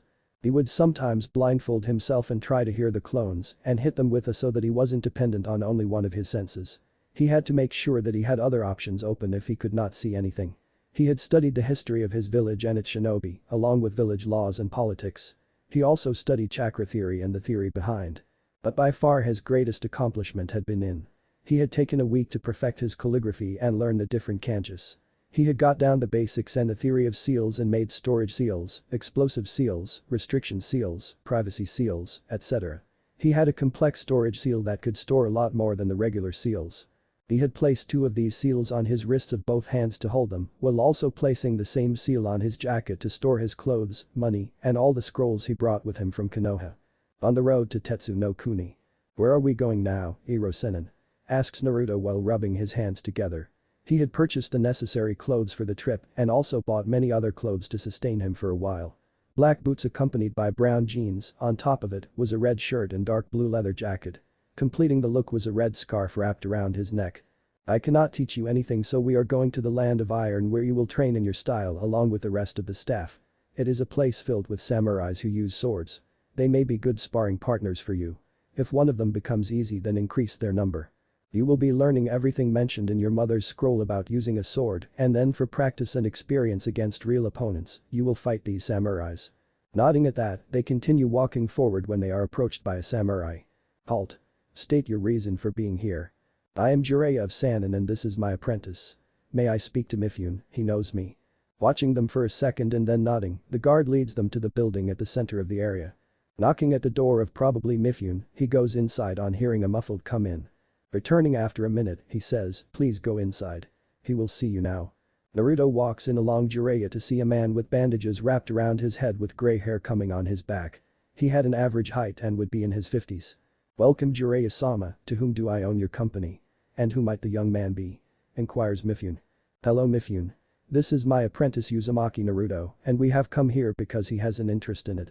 So I thought about bringing him here. We won't disturb you or your samurais much, just ask them for spars in between." That's fine. I am happy that someone as young as him has taken an interest in using a sword. Maybe by the end of his training, I will challenge him for a spar." Mifune ponders over the thought of having a good spar with him. "That is fine by me," replies Naruto. 2 years later, Naruto is 16. The last 2 years have been quite satisfactory to Naruto. He had become a master in using his katana if the remark from Mifune meant anything. He had practiced the basic stances and then the different katas of his mother's style from the scroll. It had taken him 2 weeks to get down all the forms correctly with a wooden sword and then another couple of weeks to adjust to using the katana. Then he had gone into a fight with his clone, slowly increasing their number from 5 to 12 at a time and using what he learned against them. After that, he made a clone to blindfold him and then fought against them relying on his senses while the clones used wooden swords to attack him. It made swinging the sword a lot easier after that. Then sparring against the samurais for a couple of weeks helped him polish his skills. At the time of leaving, he was asked by Mifune to have a spar with him. The spar had gone for nearly an hour with none of them giving up. Dodging, parrying, and blocking swords was all that was seen and the clang of metals was heard. Naruto had lots of tear marks on his clothes with a couple of scratches on his face. Mifune had complimented him on his accomplishment but wasn't prepared when Naruto released the resistance seal placed on his legs and the same seal on his arms. With increased speed and increased movement of his hands and thus swinging his katana with increased momentum, he was able to lay out many cuts on Mifune's skin and arms. With more experience, he could go on to become the best swordsman. Next came ninjutsu, for which he had a knack to pick things quickly. Something about dumb blondes and skill in ninjutsu, according to Jiraiya. He had learned all the hand signs and the theory behind chakra molding, making, etc. With an already above-level chakra control that he achieved last year and kept practicing in between, performing and mastering became easy for him. But first, he had learned all about nature elemental manipulation from the books and went through the different stages required in mastering an element like splitting a leaf with wind chakra, stopping the flow of a river, or making a light bulb glow only using chakra. Each element had 3 stages to it which would take regular shinobi years to do, while he had done it for all the 3 elements in 8 months. After that, performing the different elements became easy for him. But he wanted to master most of them and make fewer hand signs to perform them. In the end, he had managed to bring down the hand signs for most of his 4 hand signs or less. He had also mastered the Rasengan, being able to make it without the help of a shadow clone and also form it single-handedly in an instant. Because of mastering both the wind and lightning elements, he was able to channel said chakra through the blade of his katana as the blade was made of chakra-conducting metal. Wind-coated swords made it easier for him to pierce through most things easily, while lightning-coated chakra made it so that electric current would course through some if hit or stabbed by it. But again, it was that made him the happiest. Just the endless possibilities with it made him feel giddy on the inside. He had learned to make strong barrier seals, chakra sealing seals, paralysis seals, and more important seals. The ones he found the most useful were the chakra suppression seals that would hide his chakra from most of the ninjas except the users. For his clothes, after living in the snowy country for a long 3 months, he had made a temperature converter seal that would automatically sense the outside weather and change the temperature around him. He had placed these seals on all his clothes, along with durability and self-repairing seals on them. The next best seal he invented was the one that masked his chakra from users, meaning the Sharingan or Byakugan users would not be able to see his mold chakra. This was done keeping in mind to not allow the Uchiha traitor to see him mold chakra and copy his. He had started learning about space-time theory and the seals used in making them. Completing all of that made it comparatively easier to try and decipher the logic behind the Hiraishin Jutsu. The first thing he did was to learn to make the technique formula, Jutsu Shiki, for himself, otherwise, it wouldn't work for him. He had to construct a formula from scratch, using various symbols, kanjis, and mathematical equations in it. Lastly, he needed to mix his own blood and chakra in the formula, completing the first process, in order to perfectly learn it. This formula could be applied to the surface or his opponent by mere touch, and the best part was that the formula wouldn't be removed even if he died, not that he was planning to. This whole process was level 1 of Hiraishin no Jutsu, Flying Thunder God technique. The second step was to apply the Jutsu Shiki on something specially made like his dad, which allowed him to teleport to the said kunai. The last thing he learned from his two-sen's note about the Jutsu was the Hiraishin Dorai, Flying Thunder God. Guiding Thunder. It is a barrier technique that incorporates the use of the Flying Thunder God formula to erect a barrier space capable of warping away anything that comes in contact with it. It is a space-time barrier jutsu and according to Jiraiya, the barrier has proven powerful enough to warp away techniques as destructive as a Biju Dama. Other than learning everything from the notes, he was able to reverse engineer the complete formula and create a new formula that would summon an object to the one who created the seal and force his chakra through it. He had named it the Reverse Hiraishin Seal and put it on his katana so that if he dropped it somehow, he could summon it in his hands, along with his 3-pronged kunai. It wasn't as great of an accomplishment as his dad's technique, but in a difficult fight, he could summon his sword in his hands, completely throwing off the opponent. He had increased his overall IQ a lot over the years by playing shogi or chess with Jiraiya or solving the puzzles he gave him. His battle awareness and reflexes had increased with all the blindfold jutsu in practice. He was able to assess a situation quickly and come up with plans on the go because of going through different battle strategies and war tactics. He had learned how to cook and garden, seeing that he will have to take care of his garden in the compound. To increase the range of his senses provided to him by the Kyuubi, he started meditating. Jiraiya also told him that it will help him later learn from the toad summons rather easily. Meditation had helped him get a grip on his emotion sensing, making it second nature, while also helping him stay calm. Another thing Jiraiya had told him to control was his anger, so that he would not just rush toward his foe without thinking. However, he had taken the advice of the second Hokage to heart and got control over his emotions completely through controlled breathing and meditation under a waterfall. Now he could get serious at any moment and it was difficult for anyone to slip up and show emotions. But that was all for missions and enemies, not for his precious person. Heeding the advice of Jiraiya, for the last 3 months, he had gone alone in the shinobi world, accepting various beer air rank missions from the Hokage via messenger toads. Being alone without anyone to hold him back had done him good, as removing the resistance seal had allowed him to travel fast and do various missions. He had purchased a bingo book as well and fought many beta air rank missing ninjas and killed them in those 3 months. He had come across various scenarios while fighting them, and for the first time he was fighting alone without anyone to back him up, and also the enemy had an intent to kill him. Chapter 3. Return and Spar. Near the gates of Konoha. 2 people could be seen walking towards Konoha. One was the ever-same perverted toad sage, Jiraiya, but it was the person with him, the one he felt proud of. While looking over at Naruto and smiling at him, he thinks, "I am so lucky to have got you as a student, Naruto. You have grown so much in the past few years. A couple of years of experience and you may become my equal or better than me and your father." He had grown quite tall, towering over an impressive 6 feet. Eating the right quality of food along with physical exercise and running has helped quite a lot. His appearance had also changed a lot. He had spiky long golden hair that reached till his mid-back and was kept in a straight pony held by a black band, but to reflect his mother's side, he had dyed the tips of his hair red. 2 shoulder bangs fell on both sides, reaching his shoulders. He had his Konoha headband strapped across his forehead, a bit of his hair falling on it. His eyes were as blue as an ocean where one could completely get lost while staring at it. Blue eyes contrasted quite nicely with his golden hair and gave him a handsome look, while the 3 whisker marks on both his cheeks made him look cute but feral sometimes. He had painted his nails on both the fingers of his hand in black, finding it quite attractive. He still wore the green jade necklace that he won against Tsunade, but now added to that was a pendant made of silver, which consisted of his parents' picture on the inside. He had been persistent in having that. He wore black boots on his feet, followed by black ANBU pants, which consisted of 2 pockets near his knees and 2 in the hips. White bandages were wrapped around his ankles contrasting his black boots and pants, and a red-colored belt held it. His torso was covered by a gray mesh shirt on top of which was a skin-tight white t-shirt. At the end of his shirt, near his wrists were complex storage seals that stored 30 each of the 3-pronged. He had developed a muscled body, but not like the bulky Kakashi. His body structure was lean and athletic, while his muscles could be seen in the white t-shirt. When sweating, his perfect abs could be seen through his clothes. Completing his look was a full-sleeved red haori with black flames at the bottom of it and consisted of a storage seal in it which contained his clothes, money, books, scrolls, and other necessary items. On his back was his katana, strapped across his back by the red hanging cord.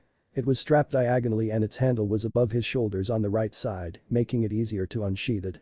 Along with the change in his skills and appearance was the change in his attitude. He still jokes around a bit but can quickly become serious when facing an enemy ninja. His face showed no emotion and his movements were precise and quick. He would not just rush in like the 13-year-old Naruto, not this Naruto, he keeps his calm and assesses the surroundings around him. "Well, Mini Minato, excited to be back and meet everyone?" asked Jiraiya. I am happy but won't go on and shout about returning. That would have been the situation if I hadn't decided to remove the happy and without a care in the world act and continued on the path," replies Naruto. "Who knew you would be able to keep in check your emotions like this? Although it is good, it helps to have a calm mind and think clearly and properly like you have been doing in these last 3 months of missions. It has helped a lot with many ninjas belittling you to get a rise of you. The fact that I look almost like a carbon copy of your son doesn't help as I have to listen to the constant crying of I was missing ninjas. Aha, that is true, you look a lot like him, except for the whisker marks. But it's good that you dyed your hair red a bit. It looks good on you. Oh god. Hahaha. Everyone in Konoha will have a heart attack looking at you. They would see their beloved Yondaime-sama in you," informs Jiraiya while laughing at Naruto's expense. "Yeah, laugh it up you old perv. And because of that, I am going back to the compound while you go on to Bachan's office." With that he vanishes in a yellow flash, probably sensing the marker in his compound. Damn, he has become a better master than me. Mastered his father's prize and created many other seals. From temperature converter to durability and self-repairing seals for his clothes. Well, his 2 best seals are the ones that mask his chakra from users like the Sharingan and Byakugan, and the other one is the reverse Hiraishin seal, specifically made for his katana. Even if someone takes his katana miles away, is somehow dropped, lost, or he forgot to bring it, he can just summon it because of the seal. Muses Jiraiya while walking to the Hokage tower. At the Uzumaki Namika's compound. Arriving in a yellow flash near the compound gates, he notices the seals present on the gates which consist of a protection seal, strength seal, blood seal, and chakra identifier seal. Simply applying his chakra, he opens the gate and goes inside to see the house and garden for a long time. Making 10 clones, he orders them to clean the ground, empty the pond and refill it with water, and water the trees and flowers with water, while burning the dead flowers with a small katon. Applying chakra to the doors of his house, he creates another 5 clones to clean up all the dust in the house. Reaching the basement, he keeps all the scrolls and books in their place and leaves the clone to do their work. Closing the gates of the compound, he watches the village for the first time in 3 years. Not much has changed in the village. Huh, so they added Bachan's face on the Hokage mountain, well that's something new, muses Naruto and starts running towards the Hokage tower. At the Hokage tower. Entering the building and walking past several shinobis, he knocks on the Hokage's door. Hearing a soft command, he opens the door to see Tsunade sitting behind her desk with Shizune standing near her, while Jiraiya is leaning near the window. Sakura is also present holding papers, possibly for the Hokage to sign. Sakura turns around to see Naruto, and she wouldn't have identified him if not for his 3 whisker marks. He looks so hot. When did he become so handsome? Thinks Sakura while looking him up and down. Golden blonde hair with red tips, tied in a straight pony and going with his blue eyes. Muscular and lean build with proper clothes. Compared to the 13-year-old orange jumpsuit kid, he had become a god amongst men. I wouldn't mind going on a date with me now. He will ask me for a date anyways like he used to do, thinks Sakura, clearly in the wrong about it. Yo Bachan, how are you doing? Asks Naruto while smiling at them. We have been fine Naruto, but you look like you have had the best training trip. You will have a hard time now because of your newly formed fan club, jokes Tsunade a bit while not denying that he looks good. So you accept the fact that I look handsome, huh? Ha, I knew you loved me, replies Naruto while smirking a bit seeing her face. Shut up brat. Just take the goddamn compliment and move on. Okay, so do I need to report something or what? Yes, all the missions you did and the missing ninjas you killed, bring a detailed report by tomorrow. And because of your actions and word getting out from Odo that you defeated the one-tailed Shikaku, you have an entry, and throws the recently updated bingo book at him. Opening a random page and coincidentally opening his entry he reads. Name. Uzumaki Naruto. Age. 16. Alliance. Konoha. Rank. Last known, Genin. Appearance. He has golden blonde hair, blue eyes, and 3 whisker marks on his cheeks. Wears an orange jumpsuit so he should be easily spotted. Famous for. He is known to house the 9-tailed beast, Kyuubi. Shinobi skills. Ninjutsu 7/10, generally uses the Rasengan and Kage Bunshin. Ninjutsu 4/10, no real style of fighting, uses shadow clones en masse. Ninjutsu unknown, hasn't shown any aptitude in it. Ninjutsu 5/10, recently started using a sword. Rank. A rank ninja, he took down the one-tailed Shukaku at age 13 and has been killing many beta A rank missing ninjas in the past 3 months. Threat. He is the strongest so approach with caution otherwise can be easily taken by experienced. Bounty. 1 million Ryo, a Togakur, alive or dead. Well, it's completely useless anyways, they have based my ninjutsu and taijutsu skills according to the exams and invasion, so that sucks for them. My skills are based on the views of a couple of Odo ninjas that ran away when I attacked them recently. They haven't seen anything from my 3-year training trip, says Naruto while casually pocketing the book. The only reason you have got a bingo book entry is that you are and defeated the one-tails, informing Jiraiya to the others in the room.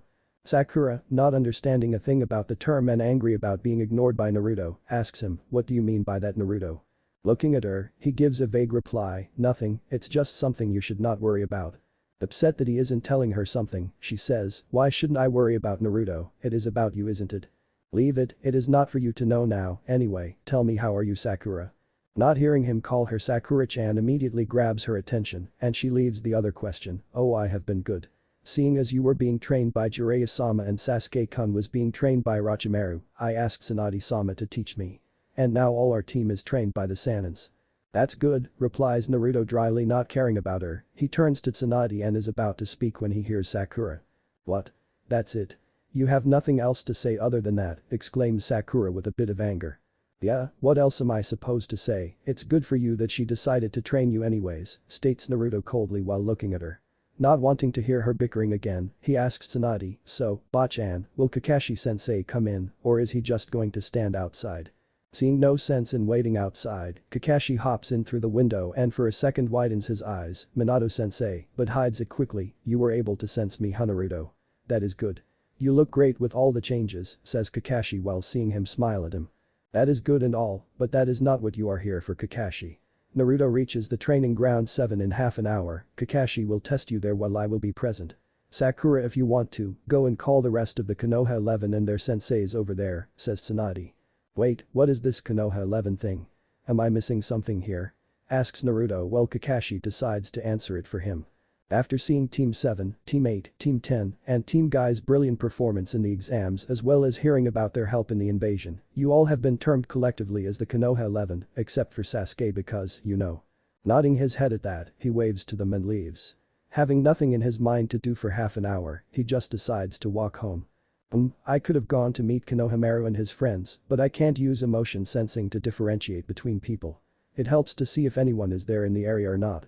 Deciding to just roam around, he sees people around him giving him looks and whispering to themselves. It's Yondaime. He has come back. No, you idiot, it's the Kyuubi brat, look at his cheeks. He has changed quite a lot in the past few years. I heard he fought against the One-Tails and beat it. Body looks so hot. Yeah. And his whiskers look so cute. And that's my cue to leave as quickly as possible.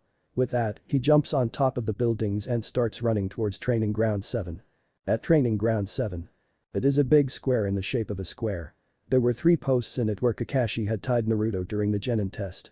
On the left was a small kind of forest, consisting of thick trees and bushes, along with a lake near them, while on the right were a couple of trees where a group of people was waiting for Naruto. Sakura had gone and told everyone that Naruto had come back from his training trip. The group was talking amongst each other while the Sanins were in their group, standing close to each other. We will see Naruto after such a long time. How long has it been? 3 years. Asks Ino, curiously waiting for him to arrive. Well, the last time I saw him, he was just an annoying kid who wore an eyesore orange jumpsuit. I just hope he has changed a bit, says Temari while Sakura shakes her head, having already seen Naruto. I don't mind you being here, but shouldn't you be in a sauna or something? Questions Tenten looking directly at her. I am here acting as a liaison between Suna and Konoha and to coordinate with Shikamaru the details and date of the next exams. I heard Naruto has come back and Shikamaru made me come along, informs Temari. Shikamaru yawns a bit and says, troublesome woman. Don't pin in on me. You wanted to see him also. Just then, a flash of lightning strikes in the middle of the ground, revealing it to be Naruto. He got bored one day and then decided to create a lightning shunshin. Didn't even tell me about it until I saw him use it once, says Jiraiya while not looking at his classmate's shocked face, while Shino and Niji just keep neutral faces. When Naruto reaches closer to them, they notice his changes and it causes Temari, Tenten, and Ino to blush while Hinata has fainted on the ground with a small nosebleed. Kiba gets jealous of Naruto a bit. First, it was Hinata and now he is making all the women blush. I don't even get what Hinata sees in him. Looking at her, he shakes his head, she still does this huh? I thought she would have changed after all these years and then looked at Tsunade to ask, isn't she supposed to be the heiress of the Hyuga clan? Hey. Don't say that. She has improved a lot in these 3 years and improved her confidence, Kiba defends her and sees Naruto look at her and scoff. Yeah, I can see how much she has improved her confidence, says Naruto, anyhow, how are all of you? Of course we all are fine. It was you who went out of the village and turned into such a handsome hunk. Look at you, from constantly wearing orange you now have some taste in clothing, exclaims Ino, while Tenten and Temari nod. Well thank you for the compliment.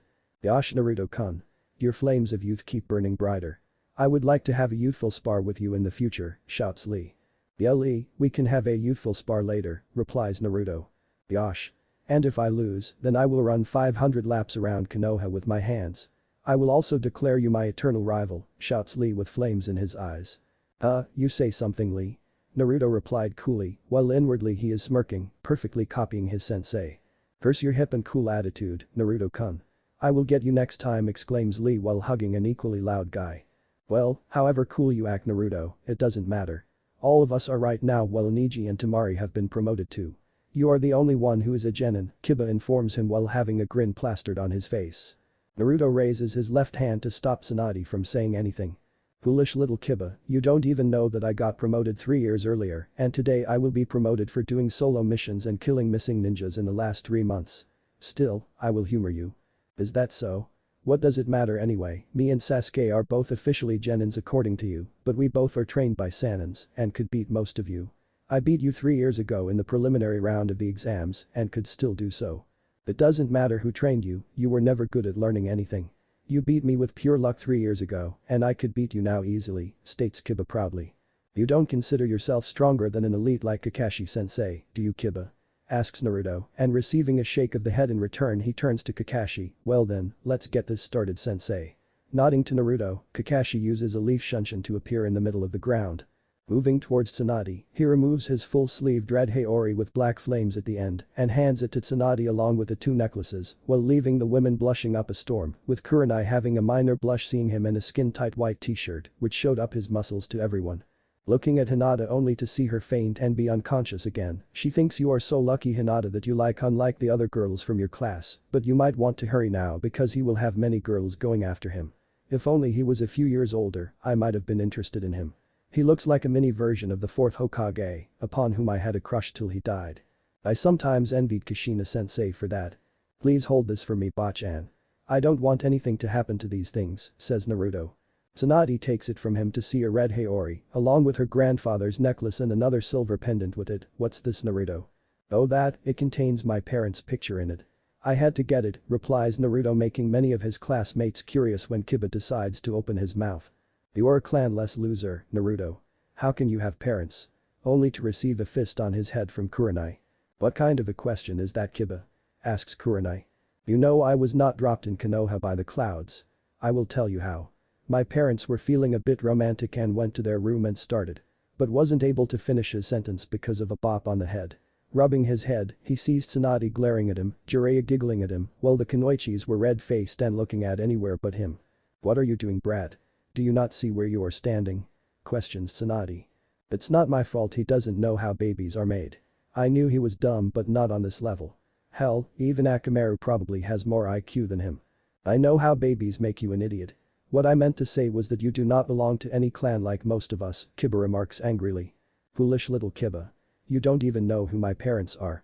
Oh, I can't wait to see the look on your face when I tell you. But can you tell us Naruto who your parents are? Asks Choji while munching on chips. We will all get to know it later. For now, let me go and spar sensei and leave to join his sensei. He had adjusted his katana, using the hanging cord he had tied it around his waist, with the scabbard of the sword reaching his calves and was a bit out near the left leg, while the handle of the katana was near his stomach and on his right side. This ground brings back memories huh Naruto, says Kakashi while looking at the three wooden posts. It sure does sensei, but this time I will not be tied to a post. This will be different from the last time, I assure you of that. On the sideline. What does he think he will be able to do against an elite ninja? It's good we came here to witness him get humiliated, says Kiba while waiting for them to start the match. Why you shouldn't say that Kiba, like all of us Naruto-kun has also changed in the past years, Hinata tries to defend Naruto. What do you like so much about Hinata? You didn't even hear what he said about you when you were unconscious, thinks Kiba. She is right Kiba, Naruto-san has improved. My bugs report that his chakra has increased a lot in the last 3 years, monotones Shino while adjusting his glasses. Come on, you can't be serious. Like I said earlier, he is just a genin, Kiba reminds them. Yeah, he is a genius. A genin who beat you in the preliminaries round, a genin who everyone thought would lose to the Hyuga prodigy, but one who you could not beat then and will not beat Niji now. And a genin who stopped a full-form Shukaku alone. Now shut your mouth and watch them, retorts Temari effectively shutting up Kiba. In the clearing. I wouldn't have thought otherwise, Naruto, says Kakashi while lifting his headband revealing his Sharingan, and that is why I will be prepared from the start. Smiling to himself, Naruto decides to attack first and rushes in at level speed and tries to kick him on the neck but is blocked by Kakashi's arm. He then goes low to sweep his legs, but Kakashi jumps over it. Seeing him in the air, he extends both his legs forward towards him while using his hands as support. Kakashi flips back in midair but has to dodge a punch from Naruto and hits him with the cross of his right hand, but Naruto blocks it and moves back a bit. Moving in he tries a right jab at Kakashi, who blocks it with his palm while going for a punch with his other hand. Ducking beneath it, Naruto elbows him in the stomach, making him look down because of it, only to see an uppercut coming from Naruto. But it never hit as Kakashi substituted with logs nearby. The back and forth goes on between them for the next 10 minutes, with both of them throwing punches and kicks at each other while dodging and weaving through the attacks. Even though Kakashi was able to see his attacks clearly, Naruto would go in for unpredictable but fast attacks in between landing a couple of hits on him. Kakashi catches the swing of Naruto's right arm with his left hand. Naruto tries to headbutt him, but Kakashi moves his head to the left and kicks him in the chest, sending him to the ground. Naruto quickly gets up and backflips a couple of times to create some distance. Your taijutsu is very effective Naruto. You have worked hard to improve it and are able to land hits on me, remarks Kakashi. "You should know this style, sensei, you would have gone against it every day," says Naruto while Kakashi nods. Naruto decides to take it up a notch and makes a half-ram sign to remove the resistance seal off his legs. Kakashi was barely able to follow Naruto after that, he was hit in the face, gut, and arms, and the hits were strong as well. Naruto went for a left hook, but Kakashi barely dodged it but wasn't expecting a knee from Naruto to strike him in the stomach. Barely recovering from it, he decides to go on the offensive and goes for punches and kicks. Naruto blocks, dodges, and parries most of them. Deciding to end it, he throws a right punch at him, but it is just a feint to deceive him as he goes in for a round kick on his shoulders, creating enough momentum to make him fly. Kakashi flies from the force of the attack and covers the back of his body with chakra to minimize the damage. On the sideline, most of them are in awe and shock, seeing Naruto just stand there while Kakashi flies into a tree, breaking it and falling on the ground, creating dust around him to block their view. Some could not even follow their fight after Naruto removed the resistance seals placed on his legs. Did Naruto just win into jutsu against Kakashi-sensei? Questions Sakura to no one. No, he managed to land hits on him, but Kakashi won't be so easily defeated, informs Asuma. How can he be so strong? His taijutsu was the worst amongst all of us, and now he has hit Kakashi-san so many times, says Kiba, clearly remembering beating Naruto easily in the academy spars. However elite Kakashi may be, he is not stronger than a now is he. If only he continued training after leaving ANBU. Naruto has managed to land a few surprise hits on me as well, states Jiraiya casually, saying that Naruto was able to hit him. How did he just suddenly vanish, Asuma-sensei? Is he using a shunshin in the spar? Asks Ino while looking at her sensei. Guy decides to answer the question instead. No, it is pure speed. He is wearing some kinds of weights on him to increase his speed and surprise his opponent. I could follow him for a bit at the start, but then it was difficult for me as well to follow him, says Niji, watching the spar carefully. To be able to land hits on Kakashi like those who have Sharingan and years of experience is truly exceptional from Naruto-kun. He may be on par with me with his speed when I remove my weights, says Guy, while Kiba has a look of jealousy on his face. I am of the Inyazuka clan, we are supposed to be the fastest. It was Lee and his sensei till now who were faster than me, but now he comes and does it. You're correct, Guy, says Jiraiya, well, most of the eyes are on him now. Although those are not your regular weights, they are resistance seals applied on his legs. They make it so each level of the seal makes a different experience for him. Level 1 feels like moving against a strong current of air, and level 2 feels like moving through the water, and so on. Yashidai-sensei. Naruto-kun has taken his taijutsu to another level. I will also improve my speed to match him, exclaims Lee. That's good, Lee. Competition amongst one another will only improve you, Guy informs Lee, who is nodding and writing it all in a notebook. Yes, Guy-sensei, I declare Naruto-kun my eternal rival, and if I can't beat him, then I will do 500 push-ups, one-handed, shouts Lee, while Tenten hits him on the back of his head. Shut up, Lee, and watch the rest of the match, remarks Tenten in an irritated tone. Back to the field. There is no way Kakashi-sensei will go down so easily. I have to concentrate and look out for any sign of him, muses Naruto. He sees a single kunai come towards him from the smoke where Kakashi was and was going to dodge it when he heard. Kunai Kage Bunshin no Jutsu. Seeing no point in trying to dodge the single now turned 20, his right hand reaches to his waist. He grabs the handle of his katana and takes it out.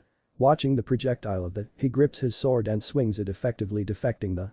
Not spotting Kakashi anywhere, he remembers what he did to Sasuke and flips back a couple of times just to see his hands coming from the ground. So I assumed correct, he tried using Doten. Zanshu no Jutsu, Earth Release. Double decapitation technique, like he used on Sasuke. Kakashi comes out of the ground looking a bit rough, your taijutsu is impressive, Naruto. You have been able to learn your father's style completely, Kakashi compliments while taking out a kunai from his hip pouch. Naruto just grins at him and holds his sword in front of him. He then dashes toward Kakashi swinging his sword, trying to do some damage, but is blocked by his kunai. The constant clunking sound of the sword against kunai was heard for the next 5 minutes as Naruto brings down his sword or slashes it diagonally at him. Kakashi just blocks his sword movements, being able to pick on the movements easily, but notices that the force behind Naruto's sword attacks is strong and he has to hold his ground. However, he doesn't like whatever next he is planning to do when he sees Naruto smirk mid-fight. Forming a half-ram sign again with his left hand behind his back, he releases the resistance seal on his arms, making it feel lightweight, and goes in to strike Kakashi with the improved movement of his hand. Kakashi now has to dodge the blade coming at him fast and brings out another kunai to block it. However, the strength behind the attacks, accompanied now by an increased momentum of the sword, makes both his kunai fall out of his hands. Naruto charges his chakra into the sword and envelopes it in the wind, increasing the sharpness of the sword. He slashes his sword many times, causing cuts to appear on his hands and torso, but avoided any lethal damage, just shedding some blood. Realizing no point in going up against him when he clearly knows how to use a sword, Kakashi jumps back a bit. "Although I cannot test you like many others, I must say your skills in using a sword are really good, Naruto," says Kakashi, smiling at him. "Now then, for your last test, ninjutsu." Nodding, Naruto swings his sword in a crisscross a couple of times and then sheathes it in the scabbard tied to his waist. On the side. "How did you train him in Jiraiya?" asks Tsunade, eyeing her teammate. "I didn't do much. He wanted to carry his mother's legacy ahead with him and took her sword with him on the trip. Then we went to the land of iron where he trained using scrolls and sparred with the samurais there," Jiraiya informed her. "He is good with it. His swings and slashes were precise and aimed at non-vital areas to not do serious damage. Although he still managed to cut Kakashi-san even when he dodged some of the attacks, Tenten is fascinated by his skills." Asuma answers the question for everyone. He can channel his chakra into the blade, which is made of chakra-conducting metal. It was coated in wind chakra, making it cut Kakashi's skin. So he has wind chakra as his element as well, and knows how to channel it. "Not bad," comments Temari, impressed by him. His attack speed increased as well, which I assume is due to the seals Jiraiya-sama mentioned earlier. He has it on his hands as well. The strength behind his attacks was able to force Kakashi-san to drop his as well. Shikamaru's troublesome voices amazed everyone with Naruto's skill. "Naruto's got so much better, I can't believe it. He not only looks good but has improved his skills. What do you say now, Kiba?" asks Ino while Kiba grits his teeth. Sakura's happy to see her teammate get so good, which would help in bringing back Sasuke, if only she knew. Well, Shino is impressed by it. Hinata is just happy for him while Chaoji's focus is on his chips. Back to the clearing. Kakashi flashes through hand signs and says, "Kaiten. Kakaku no Jutsu, fire release." Great fireball technique, and takes a deep breath, drawing chakra from his mouth to his chest and releasing it towards him. Quickly going through a couple of hand signs, Naruto says, "Suiten. Sujinheki, water style. Water encampment wall." Drawing water from the nearby lake, he creates a water wall big enough to block the fireball. He then goes through hand signs for his next. Suhu no Jutsu, water style. Water cannon technique, and opens his mouth to spit out a powerful and fast beam of water at Kakashi. Watching it come near him, Kakashi shouts, "Doten. Doryu Hiki, earth style. Mud wall." Crouching down, he places his hands on the ground and creates a 10 feet high wall between him and the. What he doesn't expect is for the water beam to cut through the wall. He jumps to the side just in time to see the water beam cut through a tree after that. Looking at Naruto, he asks, "How is that possible? The earth wall should have stopped that beam." Now that would be telling sensei, and which ninja describes his attack. Naruto asks jokingly, "But you are no enemy. The beam is made of boiling water which can be powerful enough to carve through a stone." To say that Kakashi was not impressed by it would be wrong. Then going through 5 hand seals, quickly ending in a tiger seal, he shouts Futon. Shinkyu Jyoku, wind style. Vacuum bullet, and inhales air, releasing it from his mouth to expel numerous penetrating wind bullets. Kakashi calls out Kaiten. Hausenka no Jutsu, fire style. Mythical fire phoenix technique, and fires a series of small fireballs in counter to his. The wind bullet hit them and cancelled each other out, creating a bit of steam. Trying to use the steam to his advantage, Naruto forms a couple of hand seals. Izutate no Jutsu, water shield technique. Drawing water from the lake, he creates a cylindrical water barrier around him and manipulates the water to form spikes and expels it outwards toward Kakashi. Kakashi breaks the ground beneath him with a kick and chunks of rock. He says, "Doten. Gansetsuken, earth style. Rock spear." Cancelling each other's out and creating a small puddle in front of him. Sensing a kunai approaching him from his back, he jumps over it and looks back to see a clone dispelling itself, but is reckless, and the real Naruto has gone through the new hand signs. Izu no Muchi, water style. Whip of water. Naruto creates whips of water, wrapping them on Kakashi's hands and waist while holding the other end. Creating one-handed seals with his left hand, he calls out, "Raiten. Hiki no Jutsu, lightning style." Burst technique, and channeling lightning chakra through his hands and thus through the water whip, shocking Kakashi. Moving in on a paralyzed Kakashi, Naruto kicks him in the chest, sending him skidding along the ground. But the spectators. Whoa. Naruto is able to match Kakashi-san in a fight, and with the last move, he is on top, utters Chaoji in between his eating. "He has 3 elemental affinities, even though I don't have that many," says Kurenai. "Not only you but many including me have only 2 affinities, while Naruto has wind, water, and lightning with good control over them if he is able to direct chakra like that," states Asuma. Naruto doesn't have that many for his lightning element, but he is able to channel his chakra throughout his body and thus in his hands, Jiraiya informs them. He has grown stronger than ever. 3 years ago his taijutsu was average and his ninjutsu included only shadow clones. Now his taijutsu is on par with Lee with skills untested, but he is clearly good with it. His ninjutsu has improved and branched as well, mentions Niji. Till now he hasn't shown his skill in, just the Hiraishin jutsu will make many shit their pants, and he is a master of the sealing arts like me, hell he is probably better than me, ponders Jiraiya. Arf, barks Akamaru, leave it, boss, he is way ahead of you in terms of being a ninja. Not you too Akamaru. Although, as much as I would love to deny it, he is still stronger than me. I trained so much after my loss to him, but he is still better than me. I tried so hard and I got so far, becoming but in the end, it doesn't even matter. Back to the fight. That hurt a bit. He can channel lightning chakra through his hands, huh. Not like my Chidori, but when he uses it in that combination to stun someone like that, it can be deadly. It is just a spar or he could easily increase the strength of the current and kill me, Kakashi thinks. Getting up from the ground he sees Naruto standing there and decides to attack first. Going through the hand signs of a fire style, he says, Kaiten. Ryuka no Jutsu, fire style. Dragon fire technique. A jet of fire originates from Kakashi's mouth and takes the form of a dragon flying toward Naruto. Naruto decides to end the match in the next few minutes and makes 3 quick hand seals and shouts, Suiten. Suiten no Jutsu, water style. Water dragon missile technique. He lifts his right hand and concentrates on the lake, creating a water dragon and sending it in the direction of the fire dragon. The two massive collide with each other, making a huge steam enveloping Naruto in it. Searching for Naruto's chakra through the smoke using his Sharingan, his reflexes shout at him to watch out. Quickly using the Kawarimi jutsu with a log near the spectators, his back turned towards them, he sees the log being shredded with a Rasengan by Naruto. Going through the hand signs for the Chidori, he coats his hands with lightning and is going to attack Naruto when he feels something against his throat. Looking down and sees Naruto's katana placed horizontally on his neck and then sees the Naruto in front of him dispelling. He then hears. You lose, sensei, and moves his head to look back and into Naruto's cold eyes, while gasps are heard from some of the spectators. Chapter 4. Revelation and first time. Kakashi could not believe what he was seeing. It had happened to him once before when he was and it happened again at this moment. Blonde hair flying wildly in the wind and Naruto's sword pressed against his throat. Just like Minato-sensei. He also got behind me like this during a spar when I was going to use the Chidori. Don't tell me Naruto learned that in 3 years. Although he is his son, if anyone is to learn that, Naruto is probably the only one on the list to do so, thinks Kakashi while covering his Sharingan eye. Seeing Naruto remove and sheath his sword, he goes up to him and pats him on his back, you have become strong Naruto. Both your parents would be proud of you, while giving an eye smile to him, although how did you get behind me so quickly? You should know how sensei, during the Taijutsu match when I caught hold of your wrist to stop your movement, I marked you with the Hiraishin seal, responds Naruto, while realization dawns on Kakashi's face. So you have also become a seal master in these 3 years, very impressive Naruto, states Kakashi, while they start walking towards the rest of the people present there.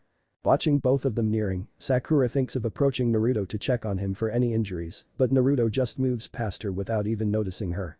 Naruto walks up to Tsunade and puts on his necklace and chain first and then wears his red Haori.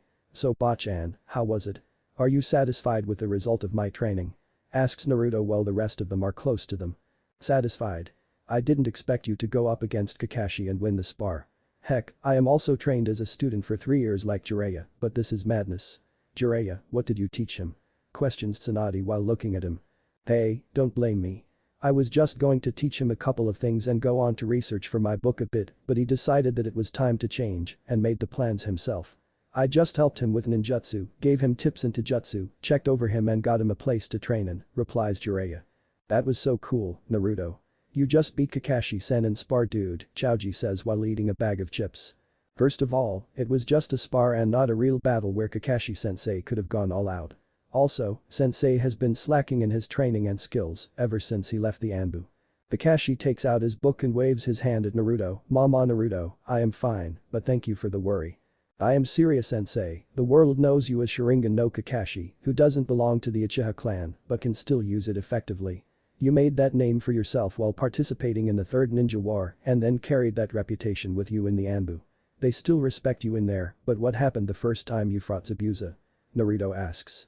He got caught in a water prison, but we got him free, and the second time Sensei killed him, Sakura defended him, completely forgetting the fact that she did nothing on the mission, except maybe staring at the Uchiha's ass, while Naruto and Sasuke were the ones who saved him.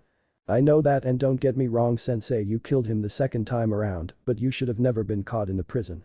Wasn't Itachi under your command in the ANBU units, but the last time he put you in the hospital for a week? It may sound harsh Sensei, but it's high time you lived up to your name. There should be self-doubt and fear in anyone's mind when going up against you. Kakashi ponders on what Naruto said.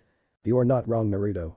Maybe it's time I improve myself, and I wouldn't want all my students to surpass me while I am left behind, now do I? Kakashi says, thinking of accepting one of Guy's challenges in a while. I am impressed with your improvement Naruto. I was going to give you the promotion anyways when you returned, but I decided to give it to you after the spar, Tsunade says while Shizune hands him the vest. Wait.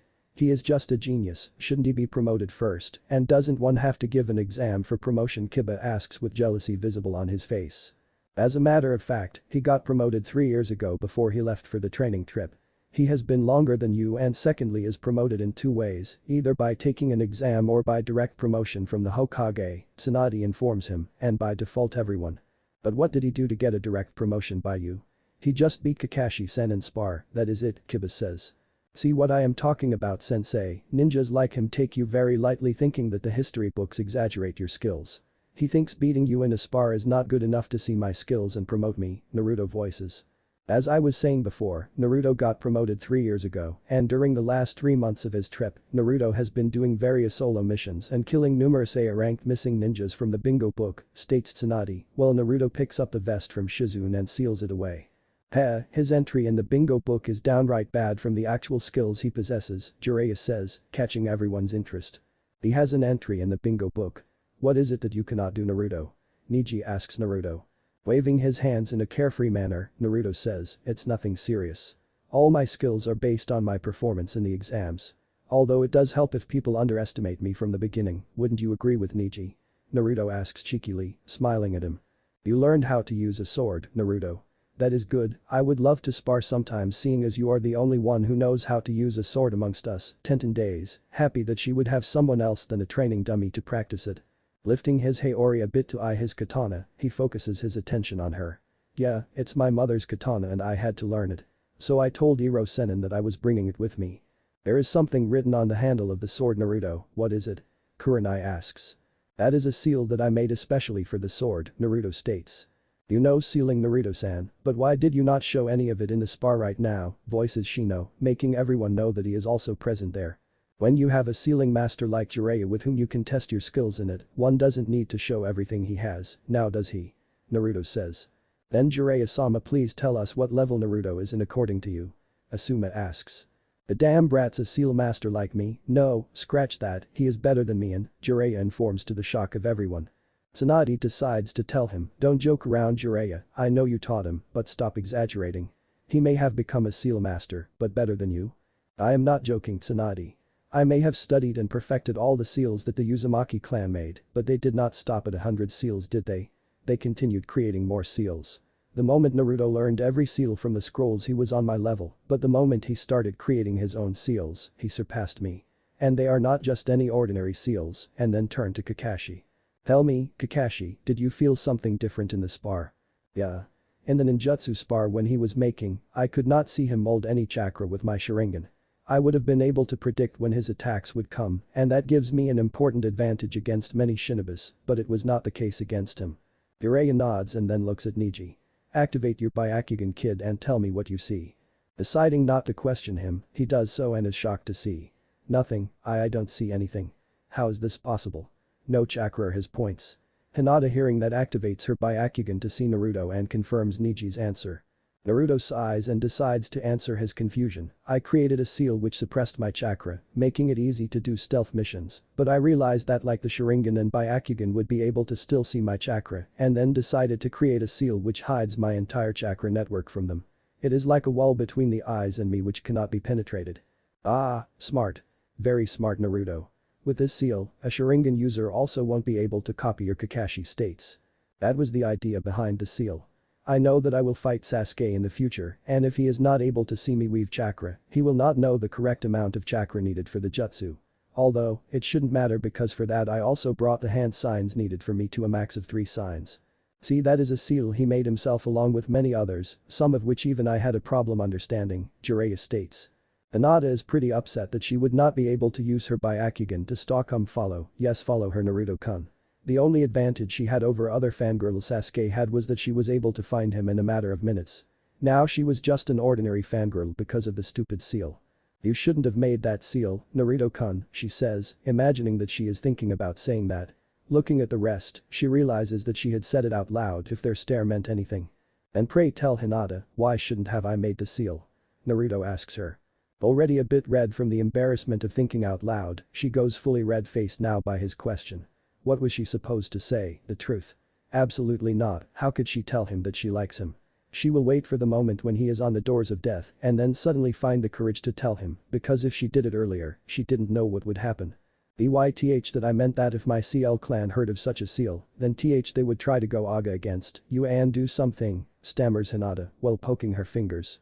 And what could they possibly do to me? Asks Naruto pretty interested in knowing the answer to that. What she meant by Naruto is that the clan won't take lightly the fact that there is a seal like that which completely blocks out our eye, Neji informs him of Hinata. Why does it matter? It is only me who has the seal applied. Will they fear that I will go Itachi on them and wipe off the whole clan in a single night? Naruto snickers at that while watching the gaping mouths of most of them. Jiraiya just slams his head with the palm of his hand while Kakashi shakes his head at him. Tsunade hits him on the back of his head. Don't speak like that, brat. He is right to think that. The Hyuga clan's Taijutsu style works by seeing the opponent's chakra system and stopping it. Ugh, for fuck's sake. Am I selling the seal in all the other villages or even in my village? No, right, then there is nothing to worry about. And what will they do if I decide to sell the seal in the shops of the village? Attack me, a fellow Konoha shinobi, for doing what a seal master does, make seals and earn money from it. Jiraiya decides to diffuse the tension in the air. Give me your sword, Naruto. Why? What would you do with it? Don't question me, just give it. Naruto takes out the sword from the scabbard on his waist for the first time. It was visible for everyone to see.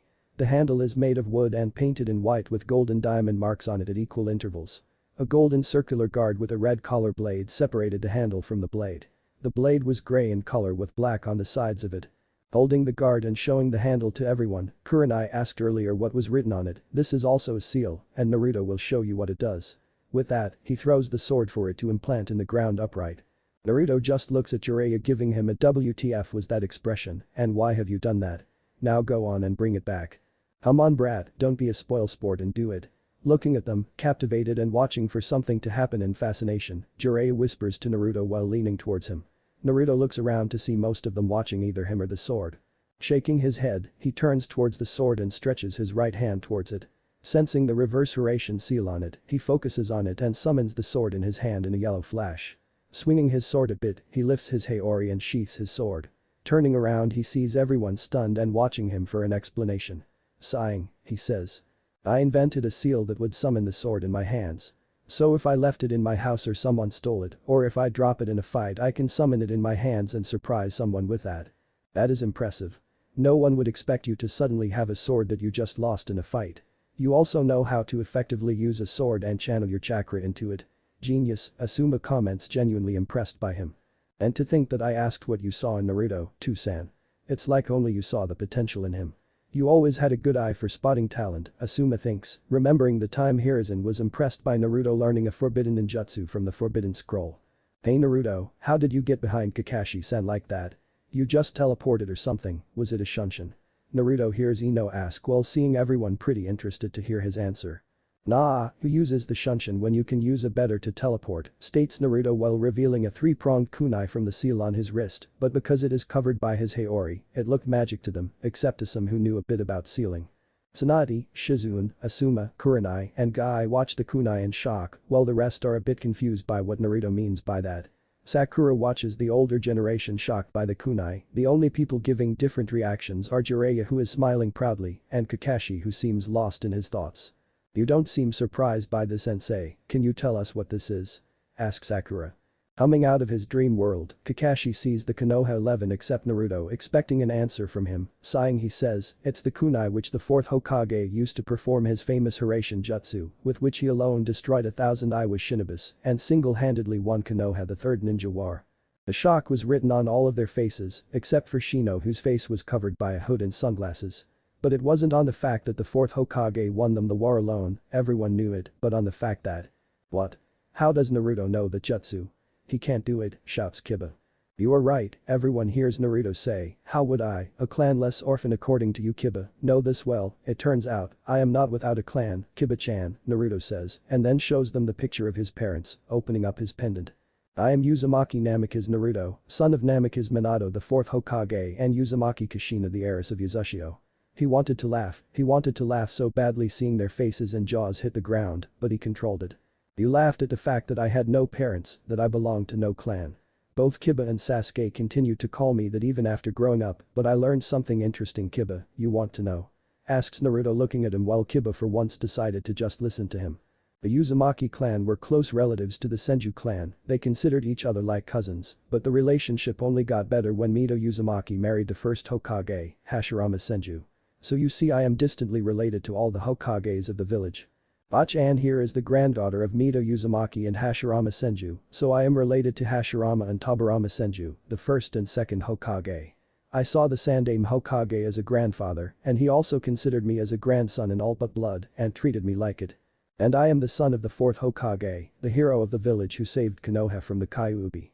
And I call the current Hokage Bach-an out of love, but it seems she is my distant aunt or something, informs Naruto, while Tsunade is crying a bit out of happiness that someone from her family is alive. Do you know what will happen to Kiba if the village knows of this? I am practically royalty in this village and to think that they treated the Uchiha prick like that all because his clan died. But I don't need their pity or want them to treat the path I walk on like it's made of gold, says Naruto. Watching them for a minute in silence, he notices that Guy, Asuma and Kurenai are stunned by the revelation, while the rest of his generation has nothing to say. The cats got their tongue now huh? Choji, Shino and Shikamaru were just neutral with me all the time, while Hinata had a crush on me and just stalked me. Although Shikamaru seems to be in deep thought, has he figured it out? Ponders Naruto. I am sorry Naruto for how I behaved with you in the academy days and still called you a loser of late, Kiba apologizes to him. Even though we didn't talk much, I also called you names with everyone in the academy. Forgive me as well, pleads Ino. Aha. Now that you know who my parents are and what political power I can hold in this village the day I reveal my heritage, you want to avoid it. So both of you are apologizing right now, Naruto says. That is not true. I have realized now what all I have done. I wasn't good in the academy like the rest and seeing as you were always below, I decided that I would join the others and belittle you so that the same thing wouldn't happen to me. That habit got carried on, and I called you a loser while being a ninja to remind myself that you would never be better than me, replies Kiba truthfully while looking at the ground in shame. Naruto looks toward Ino to see her slowly nod as well. Come on kid, you can forgive them. They are ashamed of their actions and are admitting it, Jiraiya says while keeping a hand on his shoulder. Naruto was aware that Kiba was telling the truth because he could sense his emotions. Fine, I forgive you. We were children anyways at that time, and they are not supposed to use their minds to think. They just follow the crowd. Kiba and Ino both look happy to hear that while the older generation is happy that there are no ill feelings between them. But why would someone target him for 4+ years like that? I mean he was just last in his class only and nothing else, was he? Tamari asks while Lee and Tenten nod, not seeing any logic in treating someone so harshly. I have been meaning to ask you something about Naruto, Shikamaru says. So you have concluded Shikamaru. It's good that this will also be cleared here, thinks Naruto. I always thought about how you had so much chakra in you or how you healed pretty quickly unlike the rest of us. With your birth date being the 10th of October and your father the 4th Hokage. But he isn't allowed to finish as Naruto speaks. You may have guessed Shikamaru. 16 years ago, on October 10th when the Kyuubi attacked the village, my father did not kill it.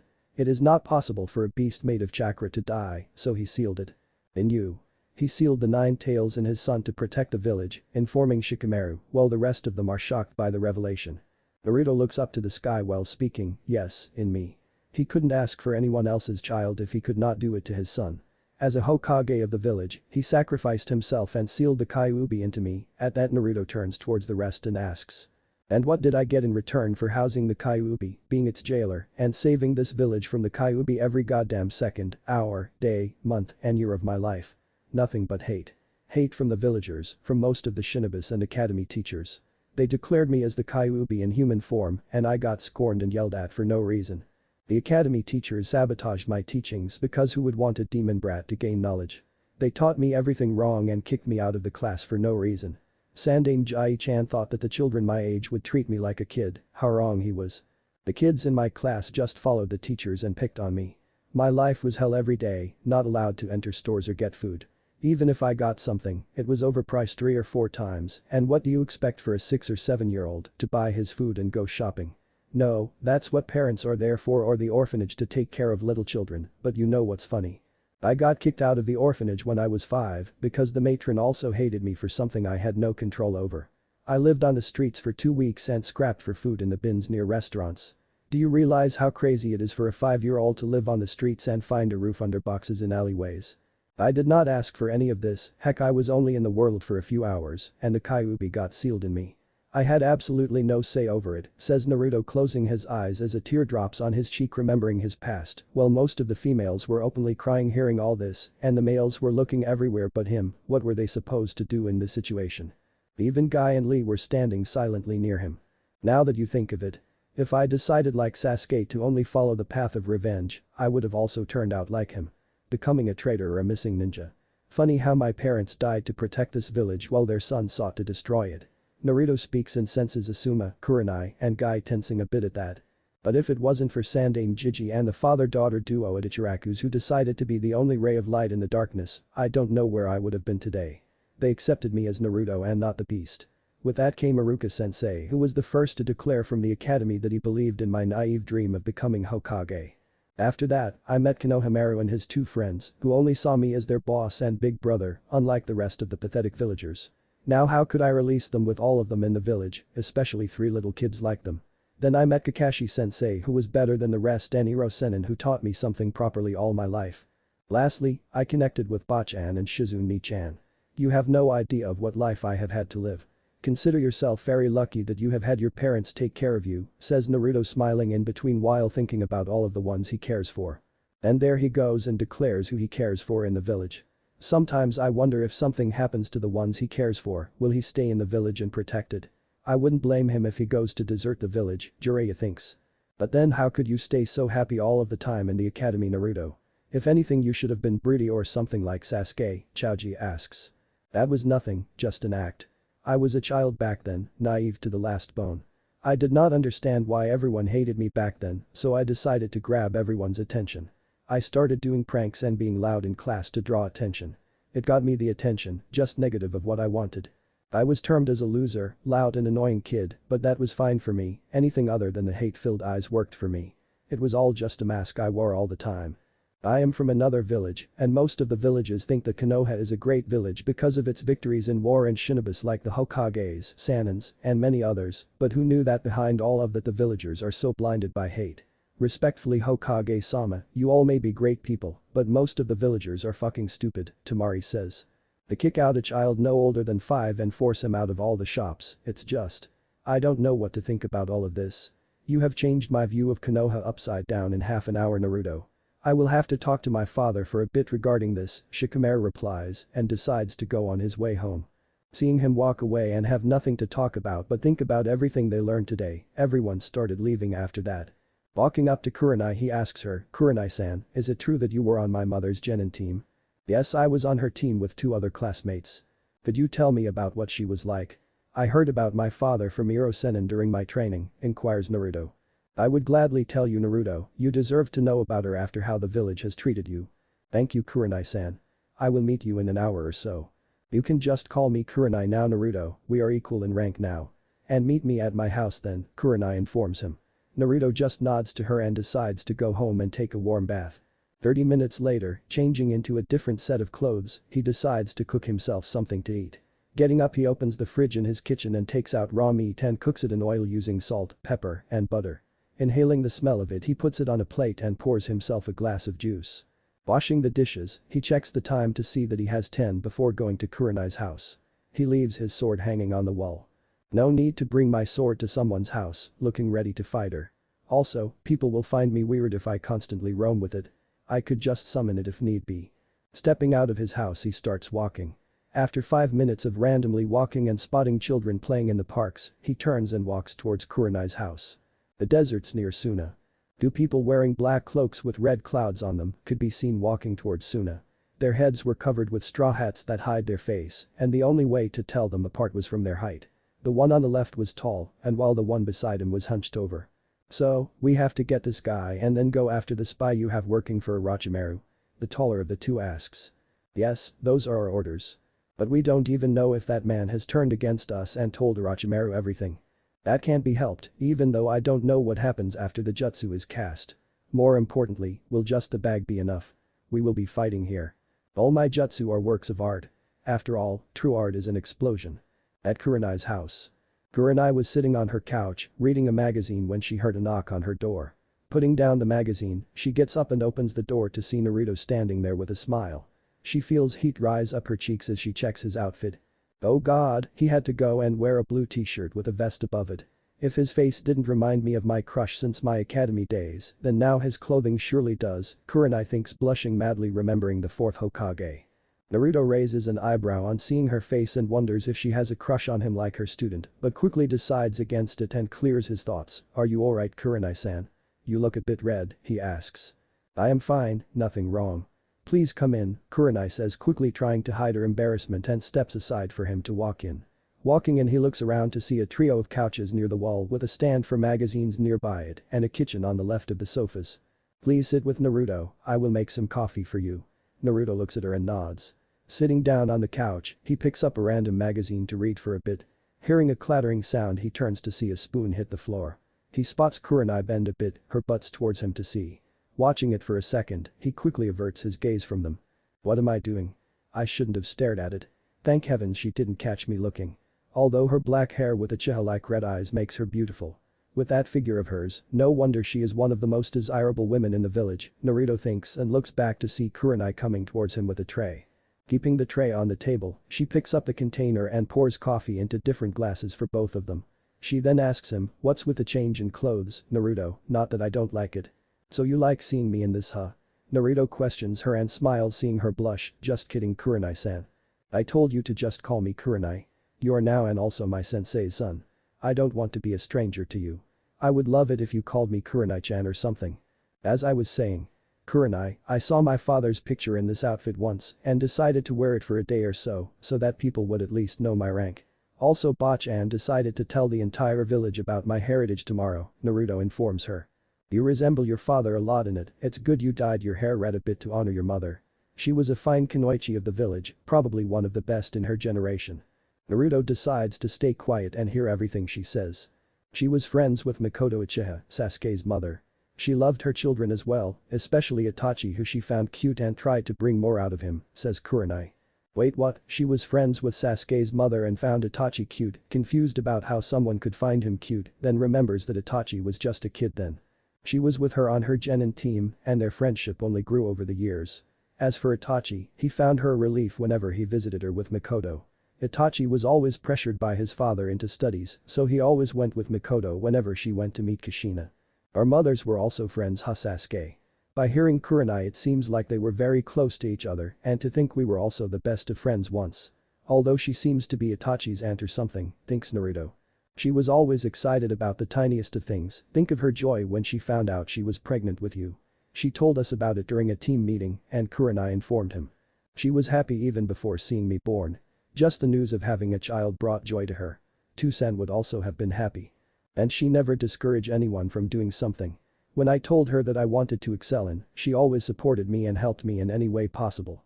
She is generally cheery, but when someone threatens something precious to her, she doesn't leave that person alive, Kurenai says.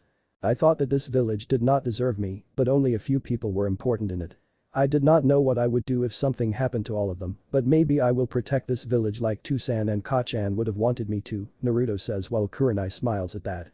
Kurenai gets up and takes the plates to the kitchen to wash for later. Coming back to sit and talk a bit to know her sensei's son this time properly, her leg hits the back of the table leg and she falls on Naruto, who catches her but falls on the sofa. With his head and back pressed on the couch and Kurenai on top, he looks deeply into her eyes and says. Lemon scene. You know, this close to me I can see your beauty clearly.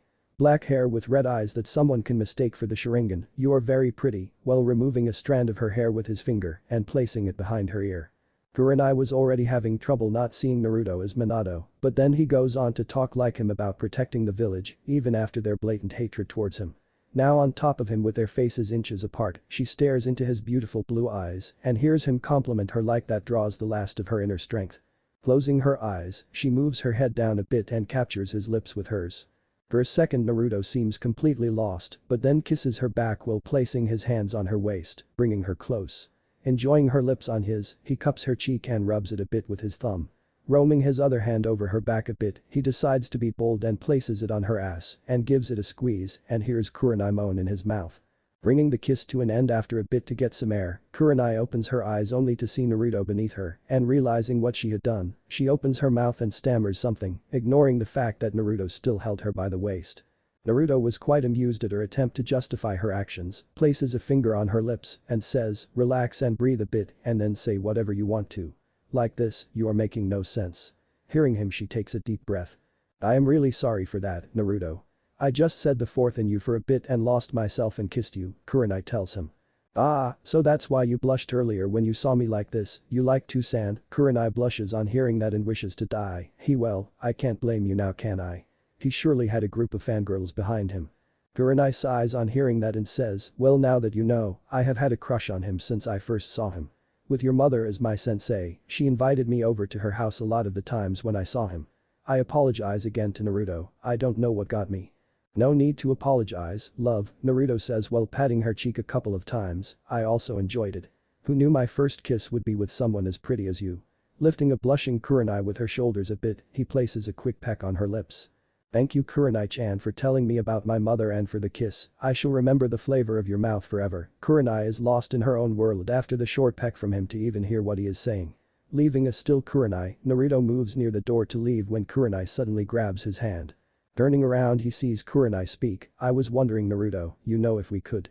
If you would have," Kurenai gulps a bit and speaks timidly, "sex with me?"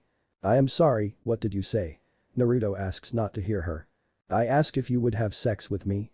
Kurenai speaks a bit more loudly than the last time. "Speak loudly Kurenai, I can't hear you," Naruto informs her. "Could you have sex with me?" asks Kurenai nearly shouting at him.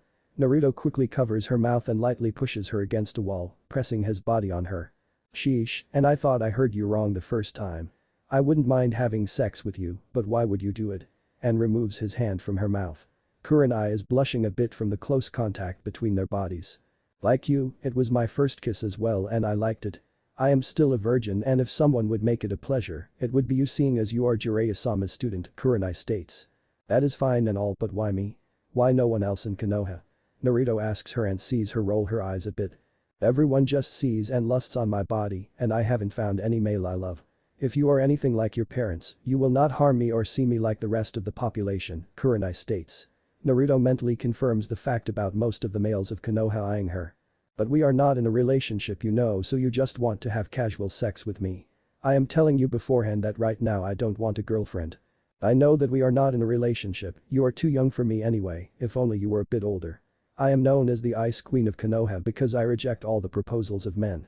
I just had my first kiss with you and would like to experience having sex and you are the best options out of the most," Kurenai states. Considering the pros and cons of the situation, Naruto decides to fuck the consequences and holds her cheek with his left hand and leans to kiss her. Kurenai enjoys the feeling of kissing and places both of her hands on the back of his neck, deepening the kiss. Deciding not to be left behind, Naruto holds onto her waist and roams his hand on her back getting a feel of it. Creating a seal-less clone, he bites a bit on her lower lip. The clone, knowing what to do, locks the door to her house and applies the privacy and sound seal on the entire house and dispels. Feeling Naruto bite her lip, Kurenai opens her mouth a bit but Naruto uses that moment to slip in his tongue and rubs it in her mouth, exploring every corner of it. Kurenai moans a bit at the feeling and backs up for a bit for air. Naruto uses both his hands and pushes her body against his, feeling her breasts on his chest. "Is it fine with you or do you want to stop?" Naruto asks her. Kurenai smiles at him thinking about why she allowed him to do it. "It is fine Naruto, I enjoy it. Don't worry about it." Hearing her answer, Naruto kisses her again and drops his hands on her ass and squeezes it. Kurenai moans at that and Naruto continues grabbing it through her clothing, moving his hands up and down. Kurenai continues to moan in his mouth all this time while her legs feel a bit weak. Naruto lifts her from her ass and allows her to wrap her legs around his waist. Naruto breaks the kiss and decides to kiss her neck. Naruto kisses her collarbone and sucks on her neck, hearing Kurenai moan and groan a lot. What if someone hears us or comes to Naruto? Don't worry about that, I have had a clone place seals on your house stopping anyone from hearing you, and then leans in to whisper in her ear, you can make as much noise as you want and moan as loudly as you want. His hot breath on her ears makes her eyes waver a bit and she places her head on his shoulder and moans as Naruto nibs at her earlobe and sucks on it. Kissing her and pinching her butt as she has her hands on his neck and legs around his waist, he carries her into her bedroom and places her on the bed, he moves upon her and applying a bit of wind chakra on his hand, cuts her shirt to reveal her alluring breasts in all their glory, with the nipples hardened from the ass grabbing. Seeing her a bit embarrassed about being like that, he smiles softly and says. No need to be shy Kurenai-chan, you have such a beautiful body that it took me a moment to accept all of this, and with that kisses her. He uses his left hand and grabs onto her left breast and twists it. Kurenai feels giddy a bit on this and moans in his mouth. She grabs the back of his shirt and lifts it with Naruto helping her to remove his vest and shirt. Seeing her closely watching his muscled body and developed abs, he gives her a peck on the lips and then trails kisses down her neck and throat. He gives a lick to her breast while Kurenai is ready in anticipation for the next thing. Naruto swallows her right breast by his mouth a bit and sucks on her nipple while playing and pinching her left nipple. Kurenai squirms at that and moans loudly at the pleasure while holding his waist and roaming her hands on his abs. This goes on for a couple of minutes as Naruto continues sucking on her tits altering the breasts after some time. He then pulls back to see her breathing heavily and sweating a bit. He kisses her on the lips for a couple of seconds. Should I go forward or do you want some time? Naruto asks her. Go on, but how are you good at this? Shouldn't this be your first time as well? Kurenai asks him. Yes, it is my first time, but like you said earlier my sensei is Jiraiya. I have read his books in my free time. Kurenai glares a bit at him. So you were also a pervert like most of them, and here I thought you were different. You misunderstood me Kurenai. Prior to the trip, I didn't pay attention in class, so I had no clue about sex or of the female body at all. I had to do something and decided to try out his book. There is no story in that book, but at least it shows you different things, from a woman's to how to pleasure her. Finding no fault in it and accepting his reason, she gives him a quick kiss to continue where they left. Naruto traces his finger from her breasts across her stomach and reaches her skirt. Lacing his hands with wind chakra he was going to cut it when Kurenai stopped him. You have to cut every single piece of clothing of mine. Sorry, it's just a bit faster, but I will not do it and stop the flow of chakra. Holding her skirt, he brings it down her legs dragging his hands and feeling her legs along the way.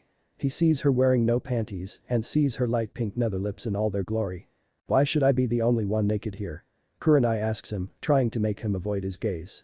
Naruto smiles at her and stands to remove his pants and boxers to reveal his 10-inch partner. He moves on top of her and places his body on top of her, then kisses her deeply. He traces his right hand from her legs up to her thighs and then her bottom lips. Moving his hands in a circle around it, sending shivers up her body. He then inserts a finger into her vagina and rubs around the insides. Kurenai moans loudly in his mouth as he continues to rub it. He stops the kiss and starts to suck on her breast while using 2 fingers to rub it. Kurenai continues moaning loudly at the pleasure and feels something build in her. Naruto then detaches from her breast and goes down to her vagina and starts licking it, making Kurenai squirm and grab the sheets of her bed. Naruto continues to lick on it, sucking on it sometimes. Kurenai continues moaning and feels the feeling inside her increase. Naruto stuck her tongue inside her and licks and sucks on her clitoris. Not able to hold back, she groans loudly and releases her load on his face. Naruto licks up all of it from her lips and thighs and lifts his head to see her breasts rising up and down and Kurenai breathing heavily. Moving up to her, he kisses her cheek and says, take deep breaths. It is your first time coming. Watching her relax a bit he asks her, do you want me to continue? It will be a bit painful at the start. Yes, we have come so far. No sense in going back now. Just go slowly at the start. Nodding at her requests, he lines up his penis near her hole and goes in. Kurenai moans and groans experiencing it for the first time. Naruto hits the barrier and looks to see Kurenai close her eyes in anticipation. Tears roll down her cheeks from the pain as Naruto pushes past it. He stops and uses his thumbs to clean her cheeks. He then kisses her on the lips as Kurenai latches onto his waist to hold him close. After 30 seconds or so, she stops whimpering and Naruto moves his head back. Are you alright? Naruto asks softly while rubbing her cheek with his thumb affectionately. Kurenai nods at his question and opens her eyes to see Naruto watching her with care and affection. Smiling a bit she kisses him for some time and then nods at him. Watching her nod, he moves his penis entirely up in her as she groans from the length of his penis. He then slowly moves it up and down and hears her moans in ecstasy. Continuing to take it slow until she says so, he moves like that while hearing her moan. Faster, Naruto. I have adjusted to it, Kurenai requests him. Naruto nods at her and starts thrusting faster into her, grunting on occasions. Kurenai was in a state of pure bliss experiencing this and kissed Naruto for a bit. Naruto grabs hold of her by the waist and increases his movement. Kurenai moans in his mouth and stops the kiss. She continues moaning and groaning while feeling her release build up again. I am going to cum Naruto, Kurenai says in between pants and moans. Me too. I can't hold it much longer. Naruto continues thrusting in her for a bit, hearing her constantly moan when he feels a twitch in his penis. He thrusts his penis in deep and cooms in her vagina, and at the same time, Kurenai releases her juice as well, making it mix up. Naruto removes his dick from her to see the mixture land on the sheets through her thigh. Lemon scene end. Going through a few hand seals, his hand gets covered in a green aura and activates an anti-pregnancy jutsu. He lies beside Kurenai on the bed and stays there for a minute. Getting up and wearing his boxers and pants followed by his blue t-shirt, he seals his vest and turns around to see Kurenai in her leg-tight skirt and black bra, since he cut her shirt. You know how to do medical ninjutsu as well, Kurenai asks, seeing his hand in green. Nah, that was just an anti-pregnancy jutsu. I am not able to do medical ninjutsu, but I still read about its basics, how to first aid, and perform a few surgeries if necessary, Naruto informs her. I will be going now, Kurenai, and decides to head for the door when he hears her say. Please sleep with me, Naruto, for a bit. You can head home later in the evening, Kurenai pleads to him. Well, we have had sex, so I don't see any problem in that, and moves next to her to lay down. Kurenai draws the bed cover on them and lays her head on his chest. Hold me for now while we sleep. Naruto smiles at her and slips his left hand on her back and pulls her towards him. He kisses her on the lips for a few seconds and then closes his eyes. Kurenai sighs and proceeds to sleep while holding him. 3 hours later, around 7 in the evening. Naruto opens his eyes slowly and yawns, only to realize that some weight is on his chest. Looking sideways, he sees Kurenai peacefully sleeping and remembers how he got here. He sees her only in a black bra holding her lovely breasts and kisses her forehead slightly. Deciding to get up, he removes her hold from him and goes to prepare some coffee. Getting the smell of coffee in her nose, she stirs up and rubs her eyes. Yawning, she gets up and walks to the living room to see Naruto sitting on one of the bigger couches and recalls what happened. Walking up to him, she watches a coffee now cold, probably made for her, but she woke up a bit late. Removing the magazine from his hands, she sits on his lap and presses her back against his chest while moving his hands to hold her naked stomach. Not that I minded, but why are you not wearing a top or something? Naruto asks to see her only in a bra. I don't mind. You have already seen me naked, now be quiet and hold me. We are no boyfriend-girlfriend, then why are you making me hold you? Naruto asks. Kurenai sighs at her ruined mood and turns towards him. I thought about something in my sleep and I have decided on it. Do tell me what you have decided. Naruto asks her while she turns around and places her head on his shoulder. Naruto strengthens his hold on her and brings her body closer. I will make you my brother from now on. Of course, it is not official or something, but I will make you one. Naruto dumbly at her for a moment and then asks, and why would you do that? Did we not have sex some hours ago? Yes, Naruto-chan, he gags a bit at that name, and since we can't be in a love relation, I want some relation with you, so why not one of siblings? And it's not like we will continue having sex, it was a one-time thing, mister, she says the last part glaring at him.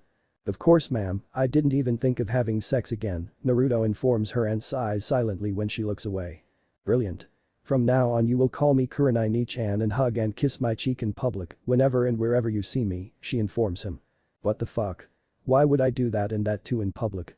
Because I am your big sister and you can show her some love and affection, won't you? She says as she turns around to look at him teary-eyed. Not able to see her like that, he replies, fine, you win. I will do it. Kurenai giggles happily at that. Damn it, women are so troublesome. She just had sex with me and now asks me to be her little brother and shit.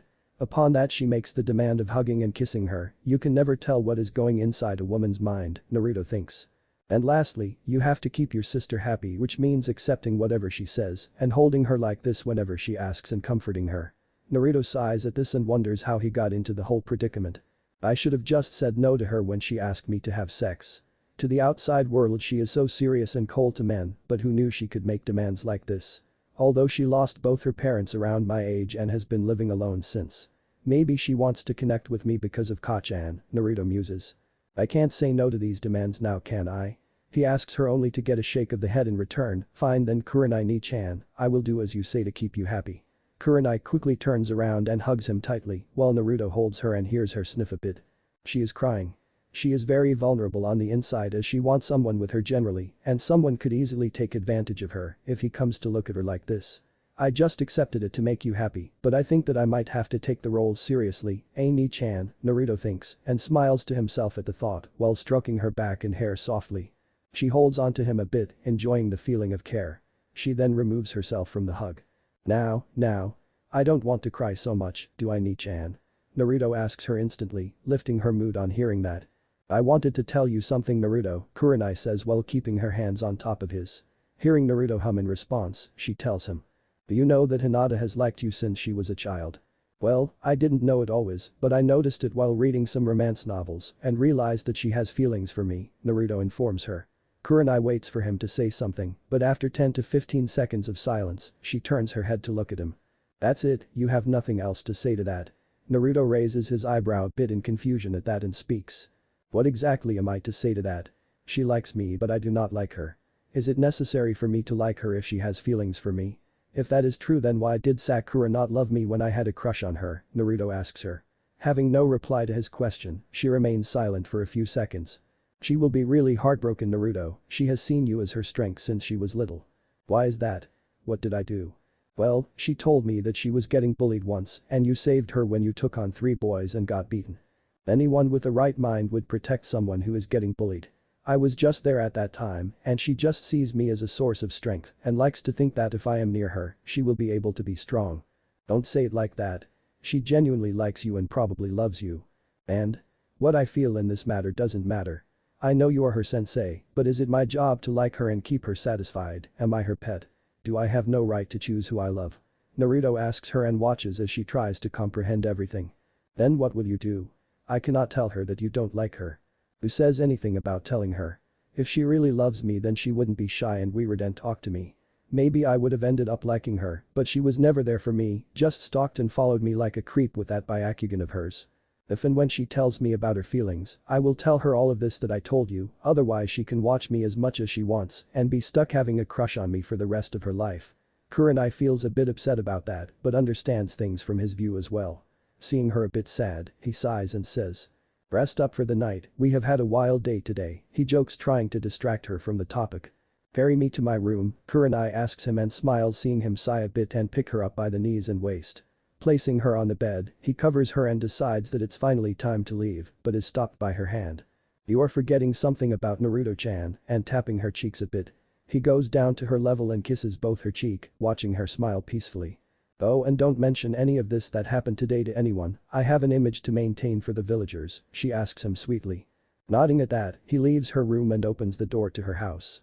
Stepping out, he creates a clone. Henge into a nearby plant or stone and keep an eye out for anyone disturbing her, and if you sense some trouble, dispel immediately, understood. Seeing his clone nod at the question and henge into a pot, he leaves and vanishes in a yellow flash to arrive inside his house. Smelling from the sex, he decides to take a shower while making a clone to make dinner. Walking up from the shower in a blue bathrobe, he sits on a chair to eat his dinner. He had been allowed to rest tomorrow and expected to return to shinobi duty the day after tomorrow. Then Sunagaker. The white bird, made from clay, could be seen going away from the village. Upon a closer look, you could see Deidara standing on top of it while its tail had an unconscious Gaara wrapped in it. My man Sasori would be tired of waiting for me, Deidara says to himself. Then Kuro starts running towards him, trying to chase and stop him from taking Gaara alive. Mission accomplished, Sasori, Deidara tells him while the bird descends near him. You are late, I told you not to keep me waiting. Cut me some slack. This guy was pretty strong. I guess they didn't make him the Kazekage at such a young age for no reason, Deidara informs him. The large explosion could be heard behind them, blocking the way for shinobis to get in and out of Suna easily. It looks like they fell for your trap, Sasori, my man. Of course. Traps are made to be fallen into. Kuro sets himself free from the stones using a puppet summon and sees the footmark of 2 people in the sand. There were 2 of them here. One attacked the village and took Gaara, while the other took care of our village border. Will I be able to defeat even one of them? No, it doesn't matter, I have to try for Gaara and run to catch up to them while Baki was ordering the village for now and asked to send an emergency mission for the Leaf Village. Sasori suddenly stops on his way, resulting in Deidara stopping and asking him. What is it, Sasori, my man? I never thought about it. That someone would be able to follow us. Deidara seemed perplexed by that, but heard a voice behind him. Hold it. You will return Gaara to me. Kankuro yells. Madara. You go on. I will take on him and jump in between the two. Kankuro spreads the 3 scrolls that were on his back and summons his 3 puppets to fight, not knowing that he was taking on Akasuna no Sasori. Defeating him and leaving him poisoned, Sasori joined Madara and they both reached a cave an hour later. Walking in, they saw a hologram of their leader waiting for them. You're late. Prepare immediately for the ceiling, the leader said to them. He was unexpectedly strong and I underestimated him a bit, Madara informed him. Walking up to Gaara, he goes through 6 different hand signs. Tiger snake rat ox dog ram. Smashing his hand on the ground, summoning a large statue behind him. The rest of the 7 members of the group also appear as holograms and stand on one of the fingers. From now, it will take 3 days and 3 nights to completely seal the One Tails. And Zetsu, you keep watch on the outside and inform us if anyone is approaching, he tells everyone as they all form hand signs. The statue opens its mouth and a blue aura appears from it, forming around Gaara and taking his chakra from him. Chapter 5. Akatsuki. 2 days since the return. Naruto woke up at 7 the next morning and walked to the washroom to brush his teeth. Turning on the shower and stepping into the hot water, he washes his body and steps out with a towel wrapped around his body. Walking up to his closet, he recollects that he has to start his shinobi duties from today and decides to wear brown leather pants with a red shirt on top of it. The ankles are covered with white tape and he completes his look by draping over himself a long black cloak reaching just below his knees. This cloak that I found is really good. It can cover me completely when required and hides my katana as well, providing an element of surprise. Naruto ponders on the thought and keeps the cloak unbuttoned for now. Arriving downstairs, he goes into the kitchen and prepares eggs with bread for breakfast with a glass of apple juice. Eating it and washing the dishes, he picks up his sword from the shelf and uses the cord to tighten the sheath around his waist, with the handle coming to the right of his waist, while the end of the scabbard reaches a bit below his calves. Buttoning the top button of his cloak near his neck, he covers his entire outfit with his hands and sword hidden under the cloth. Closing the door of his compound, he jumps to the nearest building and runs to the Hokage tower. Going inside and arriving at the Hokage's office, he knocks on the door and enters the room. Entering, he sees the serious expression on their faces when Tsunade asks him. Brat, how are we supposed to call you for emergency missions or any other thing when you are in your house which has probably 1,000 seals to protect it? Naruto scratches the back of his head a bit and chuckles. I don't really know about that, Bachan. We will just have to hope that when I am in my house no important mission comes, Naruto states with uncertainty, finding no solution for it. Shizune voices her opinion on it. Tsunade-sama, why don't you allow Naruto to sign the slug summoning contract which would allow you to call him?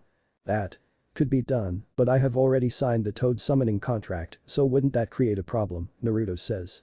If he signs the slug contract, he doesn't have to use them in battle. They could work between us as messengers. I get his messages only when he sends a toad, but with this, I would easily be able to check on him by sending a smaller Kitsai, Tsunade thinks, and goes through the seals for summoning after drawing a bit of blood. Fuchius no Jutsu, summoning technique. In a puff of smoke, a small slug appears on her table. Kitsai, I wanted Naruto to sign the slug contract so that I could call him for missions and get updates from him whenever necessary. Can he sign it? She asks the slug. Naruto, why does this name feel similar? You were the boy who fought with Uraya-sama and Lady Tsunade against Orochimaru, weren't you? And gets a nod in return. He has the toad summoning contract, Lady Tsunade, then why would you want him to sign another contract? I wouldn't call upon you in a battle to fight for me, Lady Kitsai, Naruto says, bowing a bit. My house is locked up with seals most of the time, and if in case of an emergency she can call me when necessary. The slug looks at Tsunade to see her nod and then brings out the contract from her mouth. Opening it, Naruto cuts his thumb, lifting his sword a bit from under his cloak and writes his name in blood, allowing him to summon the slugs. Now Naruto-kun, you just have to apply a bit of chakra to summon a smaller version of me to send a message to Lady Tsunade, and with that, she vanishes in a puff of smoke. Well then, Bachan, what was the emergency you wanted to call me for? Remembering the reason she wanted him here, she tells him, Naruto, last night we got a message from Suna stating that their Kazekage got captured by the Akatsuki last night. Naruto is confused as to why the Akatsuki would capture the Kazekage. What the fuck, why would the Akatsuki capture? Oh, shit. Gaara's the Kazekage? Naruto asks. He sees Shizune nod a bit at that and clenches his fist. If Gaara was made Kazekage, then the village would have started to love him and he wanted to protect his village. He had such a terrible childhood like me, and now that things were looking up for him, the Akatsuki captured him. When did this all happen? Naruto asks her. The day you returned, they attacked the village hidden in the sand. That is what we got from the letter, and today their message reached me in the morning around 6, Tsunade informed him. Well then assign me a mission or something, what are we waiting for? Naruto asks her, desperately wanting to save him. Calm down Naruto, that is the reason I called you here. I ordered Kakashi and Sakura half an hour ago to leave immediately after packing for Suna, and you are to do the same. It is an S-rank mission for Team 7, go to Sauna and get a clear picture of the situation. The main priority of the mission is saving the Kazekage. So they came here 30 minutes before me they might just be at the gate of the village. I will just run straight there, Naruto says.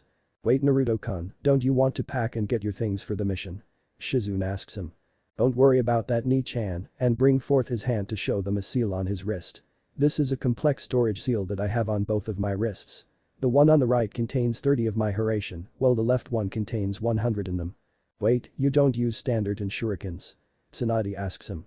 Nope, I just need my 3-pronged kunai to teleport and with, I can hit the pressure points of someone and when coated with lightning chakra, they can stun a bit wherever they land.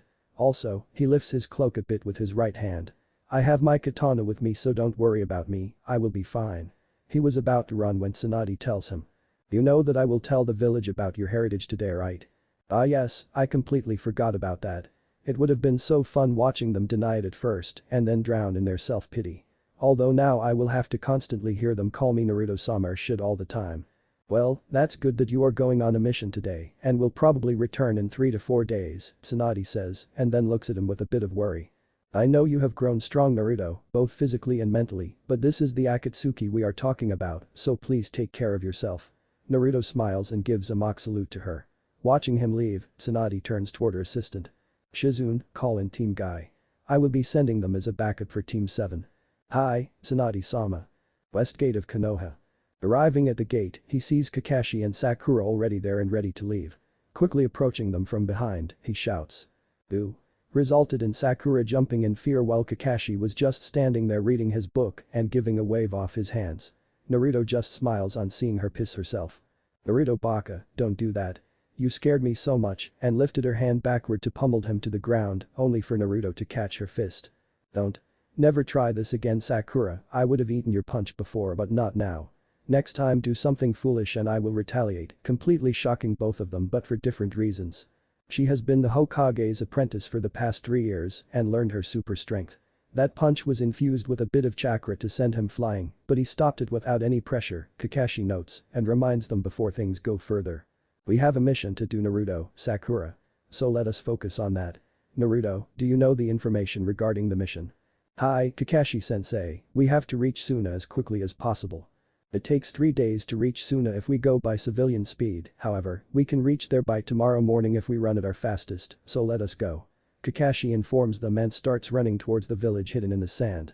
They had been running for 4 hours since they left and had stopped for a bit to let Sakura rest. Kuzo? If I had come alone, I could have released my resistance seals and reached Suna faster. Although I cannot take on 2 Akatsuki members alone. This will be a test of sorts for me to see if I am prepared for them or not, Naruto thinks. 20 minutes later they were on the road again. It was evening and the sun was about to set in an hour. They had been running for hours and taking breaks in between to breathe a bit and drink water, well mostly for Sakura. On their way, they came across Temari and stopped just behind her. Temari turned around to see them. What are the 3 of you doing here? She doesn't know about Gaara, how could she? She was in the village till yesterday and left on the same morning Kakashi thinks. Start running with us, Naruto informs her. Temari seemed confused by it, but Naruto grabs her hand and forces her to run while signaling Kakashi and Sakura to do so. Just start running and listen to me, Naruto informs her, and seeing her run, leaves her hand. Gaara has been taken by the Akatsuki the day before yesterday when I returned to the village. What? Tell me this is a joke Naruto, Temari pleads hoping against hope that he will say it. And to tell you a joke, 2 and came running all the way from Konoha, Naruto tells her. Who were they and what did they look like? Do you know something? Kakashi replies to her question. An emergency message was sent from Suna which reached us this morning. They just told us about him being captured and asked to send help. The sooner we reach Suna, we will be able to ask the Shinobis or higher-ups about their identity, Naruto replies. Temari lets a few tears drop on her cheeks. Naruto places a hand on her shoulder and comforts her by saying. Don't worry Temari, we will save your brother. Gaara is like me and is probably one of my only friends. I will save him at all costs. You have also got Kakashi-sensei and Sakura with you, while smiling for her to see. Tamari feels a bit relaxed on seeing the rest of them nod to her and smile weakly. No matter how much you have changed, Naruto, there is still a bit of the old one left. You forgave your classmates yesterday and your positive attitude towards the ones you care about also hasn't changed. You asked me 3 years ago about going after Sasuke, and you may not chase after him or show that you care about him, but maybe, just maybe there is still something in your heart for your once best friend. Kakashi smiles while thinking about him, not that anyone could see his smile beneath the mask. Alright, we should stop here and take a break for the night. Set up camps and collect a bit of firewood, Kakashi stops to tell them. But we have to reach Suna as quickly as possible. We don't have time to waste, Tamari replies with a bit of anger in her voice. It would be of no use, Tamari, it is pretty dark now and we could easily get lost in the desert. At least in the morning, we can get there quickly. We will wake up at 5 in the morning to leave, Naruto informs her. Tamari knows that he is correct but couldn't fathom anything in front of Gaara's life.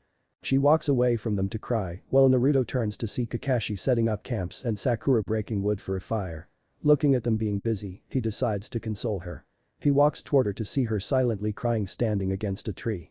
He places a hand on her shoulder and is quickly tackled by her. He wraps his cloak around her body using his hands and hugs her while letting her cry it out. Naruto, he hears her speak silently, will he be okay?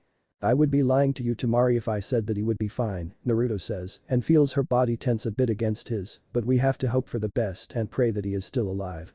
Why? Why does it always happen to him? Father didn't let him have a normal childhood to make him a weapon, and after you saved him, he was truly happy for the first time. Why did it have to happen now, Naruto? He had no answer to that question and started rubbing her back a bit to comfort her. I don't know, Tamari, I don't know. They stay like that for 5 minutes when Naruto looks down to see that she had slept in his embrace and the warmth of the cloak around her. Picking her up in bridal style, he returns to the camp and lays her in a tent. Eating the food Kakashi had prepared with Sakura's help and then went to sleep in his tent, removing his cloak to hang it behind him. Waking up early the next morning, Naruto uses a small suitin jutsu to wash his face and set his hair a bit. Picking up his black cloak, he throws it in a semicircle and wraps the cloth around himself and closes the button up top to join the left and right parts of the cloak to hide his body except for his shoes and showing a bit of his leather jeans. Leaving his tent, he walks up to see Kakashi, Tamari, and Sakura ready to leave. Nodding to them, he creates a clone to close his tent while running ahead with the rest to follow. They reached the gates of Suna in about 2 hours of running through the desert but were stopped by the guards there. Halt. State your purpose here. We are here on the orders of the Hokage to help Suna and find its Kazekage. Also, we brought along someone with us, Naruto says and moves aside for the guards to see Tamari. They quickly bow to her. Tamari Dono. It is good to see you here. Tamari just nods to them and walks into the village with the rest three following her. She comes across the sand and asks her. XYZ, where is Gaara? Do you know what happened? And I don't see Kankuro anywhere. Tell me everything.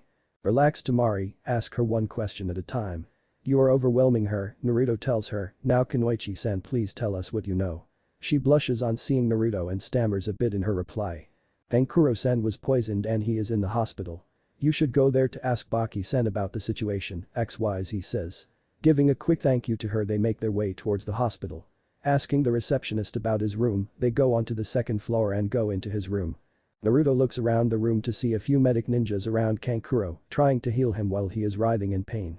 Sakura and Tamari immediately rush toward him to help while two elderly people are in the room. The male between them looks at him and Kakashi with indifference, but the female one has a look of recognition on her face. Naruto quickly concludes that she may have recognized Kakashi and watches as she calls him a jerk and runs to attack him. But in a swift movement, Naruto holds the handle of his katana and stands in her path.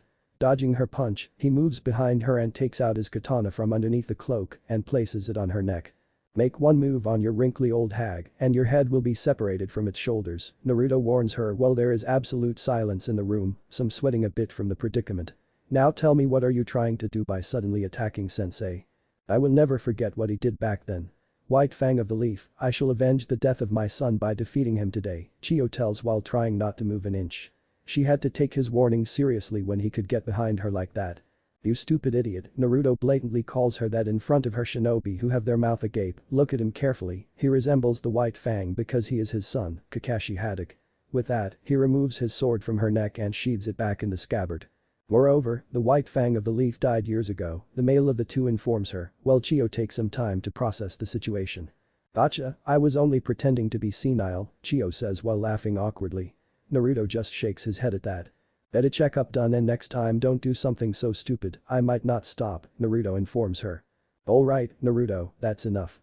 We are here to help them," Kakashi says while walking in. Tenkuro's scream gathers the attention of the rest of them as Sakura walks forward to check him. Checking his eyes, mouth and hearing his heartbeat, she says. They seem to have used a heavy metal-based toxin on him. It's the type that acts upon the muscles to destroy the cells. "Please give me his health report," Sakura tells the meds, who are astounded by her quick assessment. Well, she has done some training in the last 3 years. She is not completely useless as I thought she would be. Although I can still tell that she loves Sasuke and hasn't gotten over it, Naruto muses. Going through the sheets of his medical report, she tells the ninjas to immediately bring her some ingredients to make an antidote for the poison. While she checks on him, Naruto looks towards Baki. "Baki-san, please tell me all the information about what happened in the village." He requests him while Temari stands nearby to hear as well. The man who called himself Deidara attacked the village. He was wearing a black cloak with red clouds on them. He started bombing the buildings of our village, forcing Gaara to use his sand to block them and fight him. He fought for a long time against him, but at the same time had to protect the villagers as well. He used that to his advantage and exhausted Gaara and took him unconscious. While Baki was informing them about this, Naruto watched as Sakura removed the toxins from Kankuro's body and saved him from danger. He was very impressed by her now. "Consider me impressing, Sakura. I know the basics of medical ninjutsu and studied human anatomy. I know how to perform a couple of surgeries, one of them being eye surgery, although I won't be able to do any on others because of the Kyuubi's chakra. I might have taken you for granted. There won't be a difference between you and me if because of the past I start treating you badly." He then takes out a bingo book from a storage seal present on the inside of his cloak and searches for Deidara's entry in it. Deidara, S-rank missing ninja from Iowa. Said to have tried to explode the Tsuchikage when he disrespected his art. Whatever the fuck that means. Uses clay to make explosives from them. Don't most of the Iowa ninjas have Doton-style jutsus? We will have to wait and see, Naruto thinks while closing his book and sealing it. Excuse me for inquiring, but what is the follow-up to the Akatsuki pursuit? Kakashi questions Baki. The tracking unit was sent out, but they have yet to contact us. Judging from the situation, it's likely that we have no leads to them. Baki-sama, Kankuro has awoken. Informs a random sand medic as Kakashi, Naruto, and Baki enter on hearing that. "You're already back, Temari?" Kankuro asks her weakly. "I had to come back as soon as I heard the village was in crisis. Sorry for making you worry." Naruto decides to intervene in their talk. "Forgive me for interfering, and it is good to see that you are alright, Kankuro, but we have to save Gaara as well, so if you could please tell us anything of help," Naruto requests him.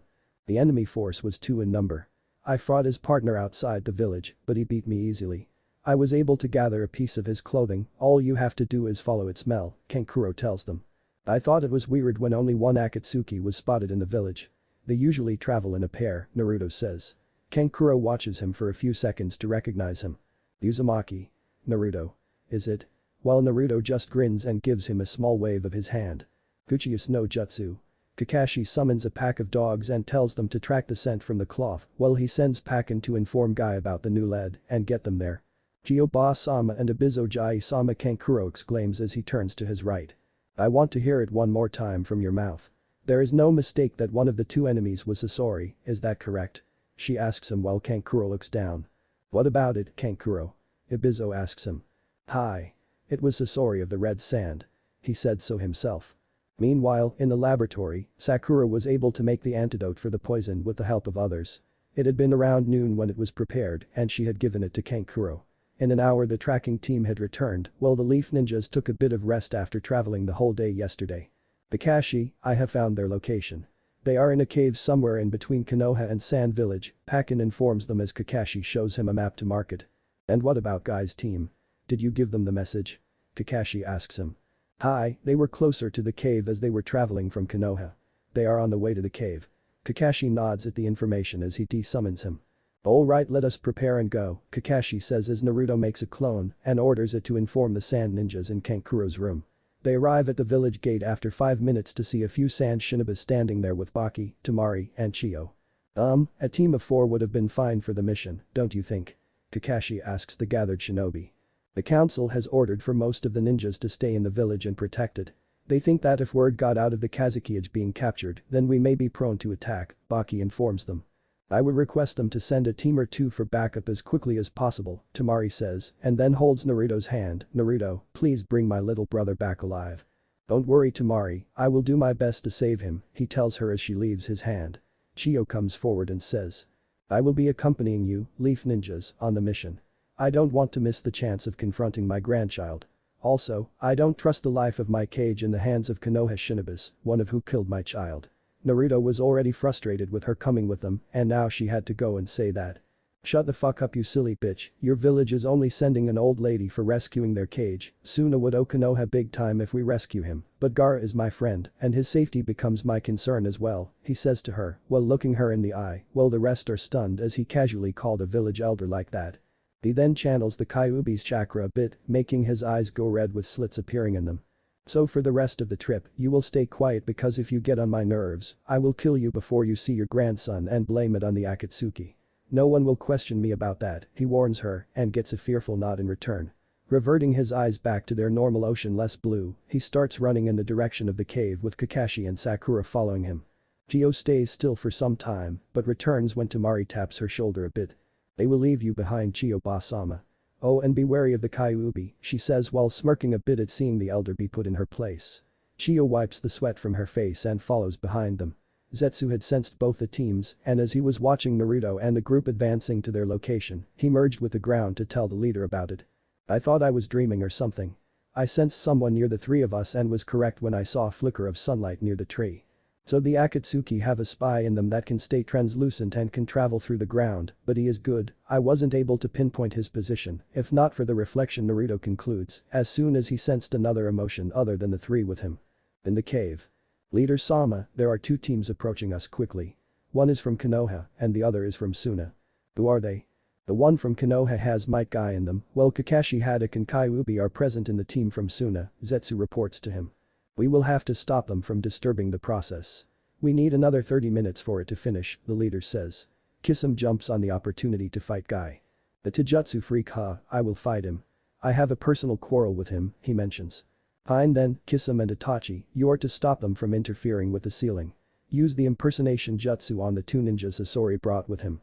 Nodding at his orders, they left the rest to confront them. Kisame reached Guy and his team first as they were closer to the place. Naruto senses someone coming toward them and stops everyone. A few seconds later, Itachi drops near them in his Akatsuki cloak. Don't look into his eyes, he can put you in through it, Kakashi informs them as they lower their grazes except for Naruto. Then how are we supposed to fight him sensei? Sakura asks while Kakashi uncovers his left eye. You watch the movements of his feet and predict his movements, he tells them. Uchiha Itachi, how long has it been? 3 years since you last came for me, Naruto says directly looking at him. Did you not listen to Naruto? I just said to not look him in the eye. Naruto doesn't pay any attention to it. It has been a while, Naruto-kun, but you will have to come with me, Itachi says while trapping him in A. Although he is surprised to see him smirk at that. Ninjutsu of that level doesn't work on me. Itachi, Naruto states, a can be broken if someone else's chakra enters the person caught in A. And I have a chakra beast in me, it is quite easy to break out of it now. Itachi had to admit that he was impressed a bit by that. Well then. What about this? And channels more chakra into his eyes changing it into the Manjikyu Sharingan. Oh, fuck him, but it was too late as he hears Tsukiyomi. He appears in a world with the surrounding red and he is tied on a post in a T-pose. Tsukiyomi world. Welcome to my world Naruto-kun in which I control space and time. For the next 3 days, you will watch everyone dear to you die painfully, while in the real world only a few seconds would have passed. He then makes him watch as numerous Itachis appear behind the people he cares about and kill them. He turns around to see Naruto when he doesn't hear him scream and sees that Naruto has no emotion on his face while watching it all. Seriously Itachi, you think I would believe all of this to be real? It worked on Sasuke because you showed him the things that actually happened and also because he was all but 7 or 8 at that time, Naruto says while looking at him. Itachi was impressed by that and not just a bit this time. You have improved a lot and become strong in the past 3 years Naruto-kun. To be able to force me to use Tsukiyomi on you speaks a lot about you. Itachi then creates various clones of Naruto hanging the same way as him on a post and starts stabbing them with swords. This is also not the real Naruto-kun. You will have no stab marks after this, but you will feel pain, Itachi informs him. Right. Brilliant. To be able to cause pain to others. Through. It is unbelievable, Naruto says in between pants. You are clearly feeling the pain if your labored breathing suggests anything, but you are not screaming in pain. You have built some pain resistance during the training, huh, Naruto-kun? I always wanted to ask you something. Itachi stops at that. Why did you kill everyone from the children from the Uchiha clan to adults and old people, but let your brother live? Heck, you didn't even leave your parents alive. Itachi seemed to consider some things for a few seconds as various emotions flew through him, and though he didn't show it on his face, Naruto was easily able to sense them. I just wanted to test myself and left Sasuke alive because of his potential. Ah, who are you kidding? Didn't you already kill the entire clan and test yourself? There must be a few among them to have the Mangekyou Sharingan amongst them. My own mother had it, she awakened it the night your mother died in the Kyuubi attack, Itachi says, and watches Naruto for any reaction at the mention of his mother, so you know about your parents. She hid it from everyone in the clan, but I saw it once when she was standing in front of the mirror to see it herself. There you go. You had many people to test your capability against, but you still left Sasuke alive. Why not finish him as well? As I said, he has greater potential in him than the rest of the clan, and I wanted to test myself against him. For that I needed him to grow strong and have the same eyes as me. And you told him to grow strong by relying on hatred. Brilliant. He has gone to Orochimaru for the power to kill you, and it doesn't matter to him as long as you are dead. Naruto then drops another bomb on him. You didn't kill the entire clan alone, did you? You had help. A 14-year-old can't kill so many people alone, even if they are a genius like Uchiha Itachi. Naruto senses a bit of surprise in him at that sentence, but then an emotionless mask takes over him. I don't know from where you are drawing these conclusions about Naruto-kun, but they are all wrong. And continues the torture. You would have fooled someone else, Itachi, but bad luck for that. I can sense people's emotions that I got from the Kyuubi. I will find the truth of what went wrong with the kid who loved my mother as an aunt. You became a serious matter for me as soon as I heard that, Naruto thinks. In the real world. Kakashi watched as Naruto fell to his knees after a few seconds of being put in Itachi's visual and was breathing heavily. Are you fine, Naruto? He asks him. Naruto struggles to get on his feet, but eventually does. Yeah. I am fine. Although he did quite a number on me, Naruto replies while breathing heavily. He isn't unconscious from the Tsukiyomi or on the ground like I was the last time, but still I can't risk him to fight, Kakashi thinks. Naruto, you stay back and let me handle it. Sakura checks Naruto to make sure that he is okay, Kakashi orders both as he goes through hand signs, while Sakura moves Naruto near a tree and does a medical scan on him. He smells so nice from this clothes and I can feel his muscles right now. But he has been quite detached from me since he returned and blocked my punch earlier as well. Maybe I did something that he is acting towards me like this. I should ask him but not at this time, Sakura ponders and is pulled out of her thoughts when she hears Kakashi fight with Itachi. This are exchanged and cling against as they fight each other. Itachi launches a fireball at him which hits Kakashi dead on. Dread fills in Sakura, but she breathes in relief when Kakashi jumps from the ground beneath Itachi to try and punch him, but he dodges the punch. Kakashi jumps back a bit and forms hand signs mid-air and says. Suiton. Kurigakur no Jutsu. It would have worked on regular Shinobi's Kakashi-san, but with my Sharingan, I can easily pick up your movement, Itachi tells him. I know, but the goal was to blind your vision even if it is little. Itachi seemed curious about that and sensed a kunai flying toward his head. He shifts his head to the left thinking of it as a regular kunai, but is surprised as pain shoots through his stomach. Consider yourself lucky that I want to know the truth about the Uchiha clan massacre or the sword would have flown through your neck, Naruto whispers, so that only he could hear it. I think that you would be able to do the fourth prize jutsu, you are really his son Naruto-kun, Itachi says, and smiles the tiniest bit someone could while dropping to the ground. The fog clears and Kakashi, Sakura and Chiyo come out to find him fine and Itachi on the ground with his face on the soil. Damn you for treating me like a kid and calling me Naruto-kun. Also, that tiny smile of yours at my accomplishment confirms that there is a bigger picture behind your actions, otherwise why would you be happy when you are ordered to capture me, Naruto thinks, intent on finding everything even if it meant entering the Hokage's office to steal some files not meant for ordinary shinobi to see. Thank God he is dead. Now we can convince Sasuke-kun to come back to the village and stay with me. I mean us, yeah us, Sakura says trying to hide her slip-up. Naruto shakes his head at her, when she was starting to win his respect she does this. She had his respect as a shinobi, although that varied depending on the situation. This is not Itachi, he wouldn't have died so easily, and with just a stab of my katana, Naruto says while Sakura and Chiyo look at him in confusion, while Kakashi had probably arrived at the same conclusion. Naruto turns over the man with his leg to see a completely different person wearing the cloak. He is from Sunagakure, but how is he in the Uchiha's place? Chiyo questions are confused by the whole predicament. Possibly an ability of one of the Akatsuki members to use him as bait while somehow showing Itachi's face. Sakura asks. No, he had the same Manjikyu Sharingan as him along with its ability. He also could not have the memories of the real Itachi, Naruto mentions. It looks like a creature that creates the exact duplicates of them which they are somehow able to control from someplace and knows the knowledge of their jutsus, Kakashi remarks. Whatever the jutsu is, it was clearly a diversion to stop and we have wasted a good 20 minutes here, we need to move, Naruto tells them as they start running to the cave while a crow is watching them from a nearby tree with a Sharingan implanted in its left eye. In the cave. Itachi and Kisame both open their eyes at the same time. It looks like you are finished as well, Kisame says. Hi, I ran out of chakra fighting them. Those things only had 30% of our chakra in them, Kisame states. Doesn't matter, only 10 minutes are left in the ceiling and they will take time to reach here and open the cave. The leader informs them, Deidara, Sasori, I want you both to fight them when they reach the cave. Hi leader Sama, Deidara utters and then looks to Itachi, Itachi, my man, how strong was the Kyuubi and what does he look like? He was the first out as he easily got caught in my. He has blonde hair with red tips and is wearing a black cloak on him, Itachi tells him, half lying about the part making them underestimate Naruto. They didn't ask which now, did they? Back with Naruto.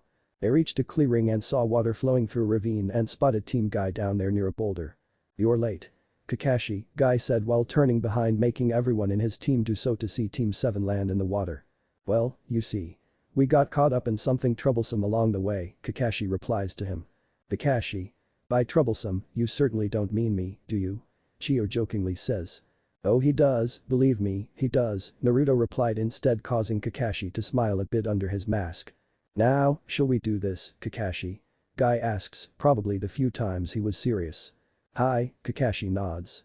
Guy creates a bit of distance and runs to punch the boulder when Naruto extends his right hand out to hold his fist and stops him without any effort. It's of no use to Guy-sensei, there is a barrier seal present on it. A 5-seal barrier to be precise, Naruto says while returning his hand under his cloak, not seeing the bewildered look on Team Guy and Kakashi as he stopped his punch. Hi, he is right, Chio agrees with him making him believe that she knows a bit of sealing art. Then how do we remove the seal Naruto? Tenten asks him. There are 4 other tags like this present in all the north, south, west, and east directions. To get in the cave we would have to remove all the tags simultaneously, Naruto informs them. And you just overwrite the seal somehow Naruto, you know being a seal master and such. Kakashi questions him while receiving a shake of the head in reply. It will take a lot of time for me to first understand the working of the seal and the other 4 tags working along with it. We have to count that as well. Then creating another seal to counter this one will take a lot of time as this is a very complex barrier seal. Alright then, Guy, you move along with your team in the directions of these tags and the 4 of you along with me will be on wireless radio for removing them at the same time, Kakashi tells them. Each member of his team gives a nod and runs to their destination. After about 20 minutes Kakashi hears Guy speak from his microphone. I have arrived at my position. This is Niji. I am in position. Yosh. I have found mine too. Tenten here. I have reached my place as well. Alright Team Guy, on the count of 3 remove the tags. 1, 2, 3. Kakashi removes the tag on 3 and jumps back if a problem has occurred with the process. After a couple of seconds, he gives a nod to Sakura who rushes to punch the boulder and smash it into pieces. Kakashi signals them to go in while each member of Team Guy is facing a strong clone of themselves to hold them off. We are late. Kakashi says while Chio is looking at Sasori. Naruto sees Deidara standing on a bird with Gaara in its mouth. You are about 30 minutes late, we already sealed the Ichibi from him, Naruto takes a few deep breaths while clenching and unclenching his hands a bit. I don't get angry a lot of the time, but you. You are not going to see tomorrow's sun, of that I will make sure, Naruto declares. Deidara chuckles at the warning, not taking it seriously. You have to catch me first for that, he says as he flies out of the cage with Gaara. Sakura stays with Lady Chio as she will fight her grandson and you have a few antidotes for his poison. Kakashi-sensei, with me, Naruto whispers to them and runs out to chase Deidara. Kakashi removes his headband to reveal his Sharingan as he follows Naruto out. They see Deidara in the air on his clay bird and watch as he takes out a small bird from his hand. Experience true art is an explosion. He said and threw the bird at them. In a puff of smoke, its eyes increased as both Kakashi and Naruto jumped sideways to dodge it. Hatsu, they heard Deidara say as the clay bird exploded near them. He uses his hand somehow to make objects of clay that can explode. And the size can vary seeing the bird change its eyes mid-air. His left hand is missing, probably Gaara did it, Naruto thinks as he watches him fly away from them. They had been chasing him for the past 10 minutes while having to dodge various explosive birds along the way. Deidara then stopped when they reached a large clearing and looked at them. He put his right hand in his pouch and started collecting clay. "Try and dodge this for a change, chakra level C1 explosives," he says, and created several small balls of clay and threw them at Kakashi and Naruto. Naruto throws his left hand towards them and unleashes a chain from the seal on his left wrist while going through a couple of single-hand seals with his right hand. Raiden. Senbon Tsururimu, lightning style. Senbon stream. They get coated in lightning chakra and impale the clay balls, leaving only one without it that explodes. "Why did you leave one of them to explode, Naruto?" Kakashi asks, intrigued by it. "I wanted to test something. I wanted to see if the explosive jutsus he uses are Earth style or not. Those clay balls did not explode when they got struck by lightning through them. So lightning-based jutsus will work against him," he informs Kakashi. Kakashi was impressed by his quick analysis of the opponent's attacks. "How did you find it so quickly, Naruto? It would have taken me around 5 minutes to figure it out." Naruto smirked a bit at that. "Read it in the bingo book that he is an Iwa missing ninja thought that he used Earth release for his attacks," Naruto tells Kakashi. "Anyway sensei, we need long-range lightning jutsus to bring him down. I have one, but it is not that fast to reach him quickly. I also don't have any attacks like those." "Wait, Naruto, can't you throw the three-pronged kunai of yours at him and teleport behind him?" "It wouldn't do us any good, he is so high in the air and he could easily maneuver past the kunai leaving me hanging in the air. If he is on land it would be a bit easy to kill him by channeling Raiden chakra through my katana," Naruto informs him while trying to sense any other attacks from Deidara. "Then we have to find a way to bring him down from his bird." Kakashi has an idea in his mind for that. Oi, are you both ignoring me? I will show you," Deidara says and drops a big amount of clay on the ground. The clay materializes into a couple of disfigured bodies and starts running to them. They both attack the clay thingy with kicks and punches first, but Kakashi cuts one with a kunai dropping it on the ground. Naruto also takes out his sword and channels lightning chakra through it and cuts it into pieces. But they are connected with each other in a line of clay, and the pieces that they slashed grew up into more bodies and surrounded them both.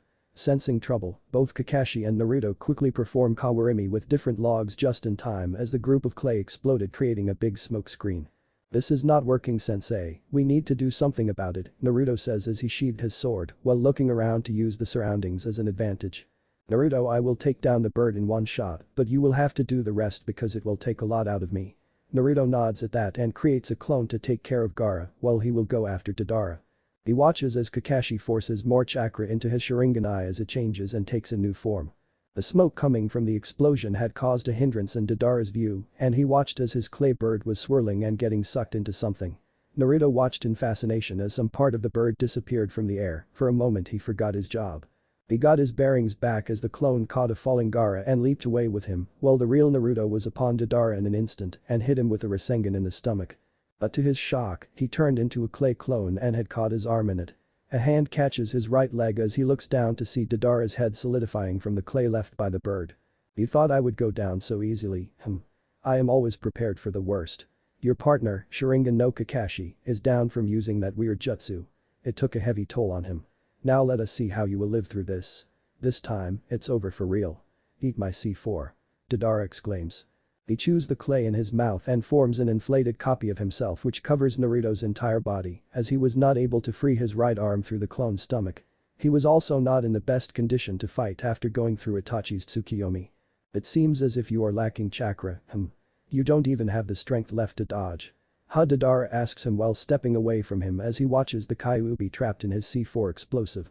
"Inside your arm and your whole body are invisible C4 explosives that will explode your whole body, or not." Kakashi was on his feet having just recovered from the exhaustion of using the Kamui for the first time when he watched Naruto completely absorbed by the clay body of Deidara. "He has explosives all inside my body. Even if I somehow leave this inflated copy of his and free my hand from the clone, he could easily explode me.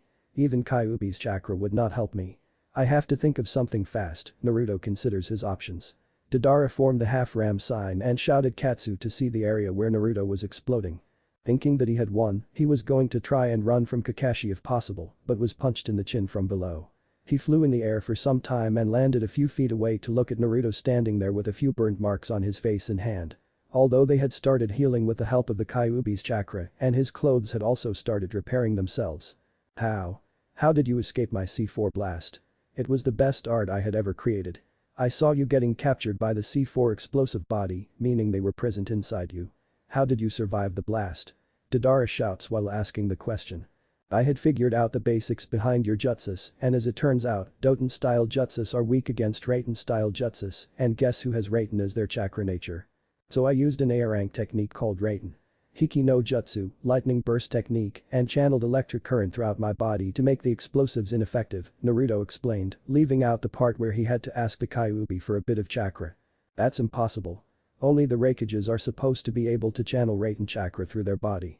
You are clearly lying, Deidara exclaims, not believing in his answer. They are able to continuously channel their Raiten chakra throughout their body and do it for many hours. I am at best able to hold it for 30 minutes, and this doesn't provide me with the speed as it does for them. Clearly, there is some other process to gain their speed. It's done for you now, Deidara, Naruto says as he creates a single-hand Rasengan and shoves it in his gut. He watched as Deidara went flying away, smashing a couple of trees in his path. Naruto walks towards him with Kakashi following him, heavily breathing a bit. Deidara had his stomach clothing ripped and blood coming from there and from the corner of his mouth. I will give you the credit for it, Kyuubi no Jinchuriki, for forcing me in this position. But this is the end of the road for you, I don't care if I am not allowed to kill you, I will take you down with me. With that he starts eating the clay himself and starts to swell up a bit. Both Naruto and Kakashi, sensing the danger, quickly try to escape, but they are not fast enough to outrun it. They see the explosion nearing them as Naruto looks on helplessly. He would not be able to throw a Hiraishin kunai fast enough and escape while leaving Kakashi alone. But his death never arrived as he saw the same swirling in the air from before, sucking in the explosion. He looks to the side and watches as Kakashi has his Manjikyu Sharingan active and using some space-time ability of the Sharingan. He catches Kakashi when he falls back from exhaustion. Naruto orders the clone with Gaara to take him to Suna, at least they can bury him somewhere. He blew himself up just to kill us with him. What a mad lad. Kakashi says in between heavy pants. Naruto was going to nod to that when he sensed a few emotions, a bit of worry in the person's body. Looking around he spots a movement near a bush and performing a quick shunshin kicks Deidara back in the clearing. It was a good try to fool us into thinking that you killed yourself, but unfortunately it didn't work. Didn't I warn you earlier that I would kill you for what you did to Gaara? Naruto says as he looks at him. I thought that I would be able to escape and fight another day, but I guess not, he says and removes his mesh shirt that allows both leaf ninjas to look at a weird big mouth near his heart. Taking out the last of the clay from his pouch, he feeds it into the chest mouth. This is the end for both of you. Kakashi won't be able to use his jutsu as he is winded from using it earlier. Try and escape this, it will cover an area of 2 kilometers in the blast radius. Witness my ultimate art. Kakashi was worried and tried to activate his Manjikyu again, but he wasn't used to using it in a real battle. Naruto quickly thinks and teleports to Kakashi. Don't question at such a time, sensei, place a hand on my shoulder, he says, and goes through quick hand seals, while Kakashi places his hand on Naruto's shoulder. Daiaku Kuchiyas no Jutsu. They disappear in a plume of smoke. Reappearing after 2 minutes, they see a massive crater in the forest. Walking around a bit, Naruto notices a ring on the ground with the kanji sei on it, meaning blue. He seals the ring in his pocket as anything the Akatsuki uses may have a reason behind it. Walking up to Kakashi he says. Are you alright, sensei? Yeah. That was good thinking, reverse summoning us to the land of toads. Naruto smiles at him. Thanks for the compliment, but I got overconfident both times underestimating him. I just assumed that he died when on our first mission you told us that as ninjas, we have to expect the worst, Naruto states, and then looks at Kakashi, will you be able to walk, or should we wait for a bit? I will be able to walk but won't be able to run for a while. Where is Gaara? I told my clone to take him to Suna and I didn't know what else to do with it, but it was difficult for him to think of a response. Kakashi places a hand on his shoulder. We tried our best, Naruto, you tried your absolute best, but you have to understand that you can't save everyone. Hi sensei, and turns around to walk towards Suna with a single tear flowing down his cheeks as he wipes it off. Looking down, he finds his clothes fine with all the explosions going around with just dust on them. Guess the durability and self-repair seals placed on them came in use. Running for 20 minutes from tree to tree, they land in a clearing, watching to see several sand shinobi gathered in a circle with Temari, Sakura, and Team Guy standing near Gaara, while Chiyo was sitting near him and trying to heal him. What does she want to accomplish with the jutsu she is trying to do? Naruto questions no one. She is using a jutsu to revive the Kazekage from the dead, Kyuubi replies to him. Oh Kyuubi, long time no see. Or here, whatever, you get the gist of it. There's a jutsu to revive people from the dead like the Ito Tensei. No, she is giving her life in exchange for his life. It's the Kisho Tensei Jutsu, one's own life reincarnation, Kyuubi informs him. You sure have a lot of knowledge about different things, huh? But the old woman has recently had a fight and by the looks of it, she doesn't have enough chakra in her to carry out the jutsu, no one here has except you. Contemplating things for a second, he goes forward and sits on his knees while placing his right hand on top of hers and forcing his chakra through it. I have been a bit rude to you earlier but. Thank you. Thank you for considering doing this, Naruto says while looking at Gaara as Chio smiles at him and finishes the technique. Sakura takes hold of her body as Temari helps Gaara stand. He groggily opens his eyes and looks around to see a lot of people and then sees a blonde mop of hair with a bit of red which was covered in black. Opening his eyes he sees who it is to see Naruto standing near him with a small smile. Naruto? Is that you? Naruto gives him a wave and then bows. At your service, Kazekage-sama. Making the people around smile a bit. But how? They captured me and I felt it, Shukaku leaving my body, Gaara questions as Temari tells him about Chio. Chio-ba-sama, she used a jutsu to exchange her life for yours. She said that she had lived long enough and would happily do it. Gaara watched her for a few seconds and he said. Everyone please, bow your head and stay in silence for a minute for her sacrifice. They all lowered their heads and kept quiet for a minute. What is this feeling? I should be happy that Gaara is alive and well. But I cannot show it. The sorrow behind her sacrifice at this moment means more than the happiness that he is alive. Naruto thinks.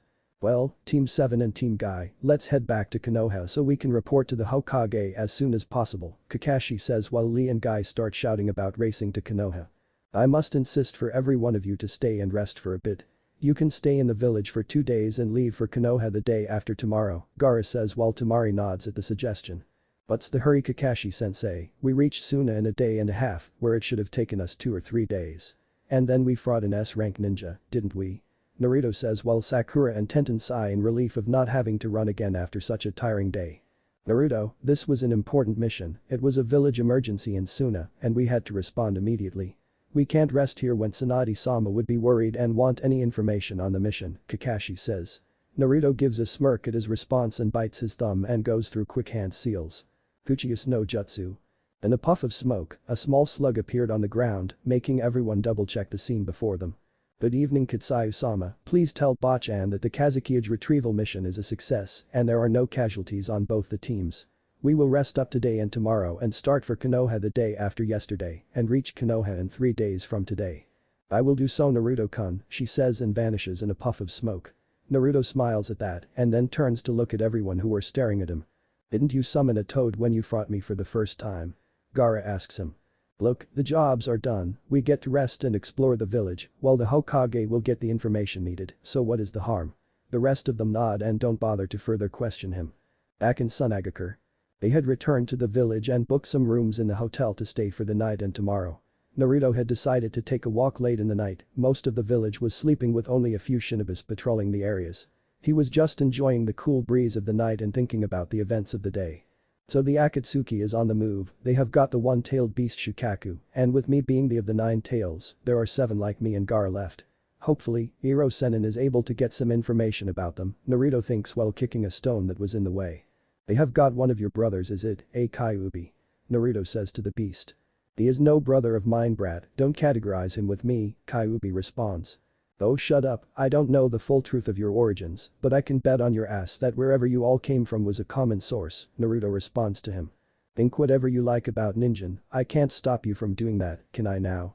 You know calling you Kyuubi is quite troublesome, come one tell me your name, he says. That is my name. I was given the name by humans and kept it, Kyuubi informs him. Do you really think of me as a fool? It would have worked on my 13-year self but not me. The one tail is called Shukaku, isn't he? So tell me. And why should I tell my name to an insolent whelp like you? Come on, it's not fair. You know my name as well although never call me by that.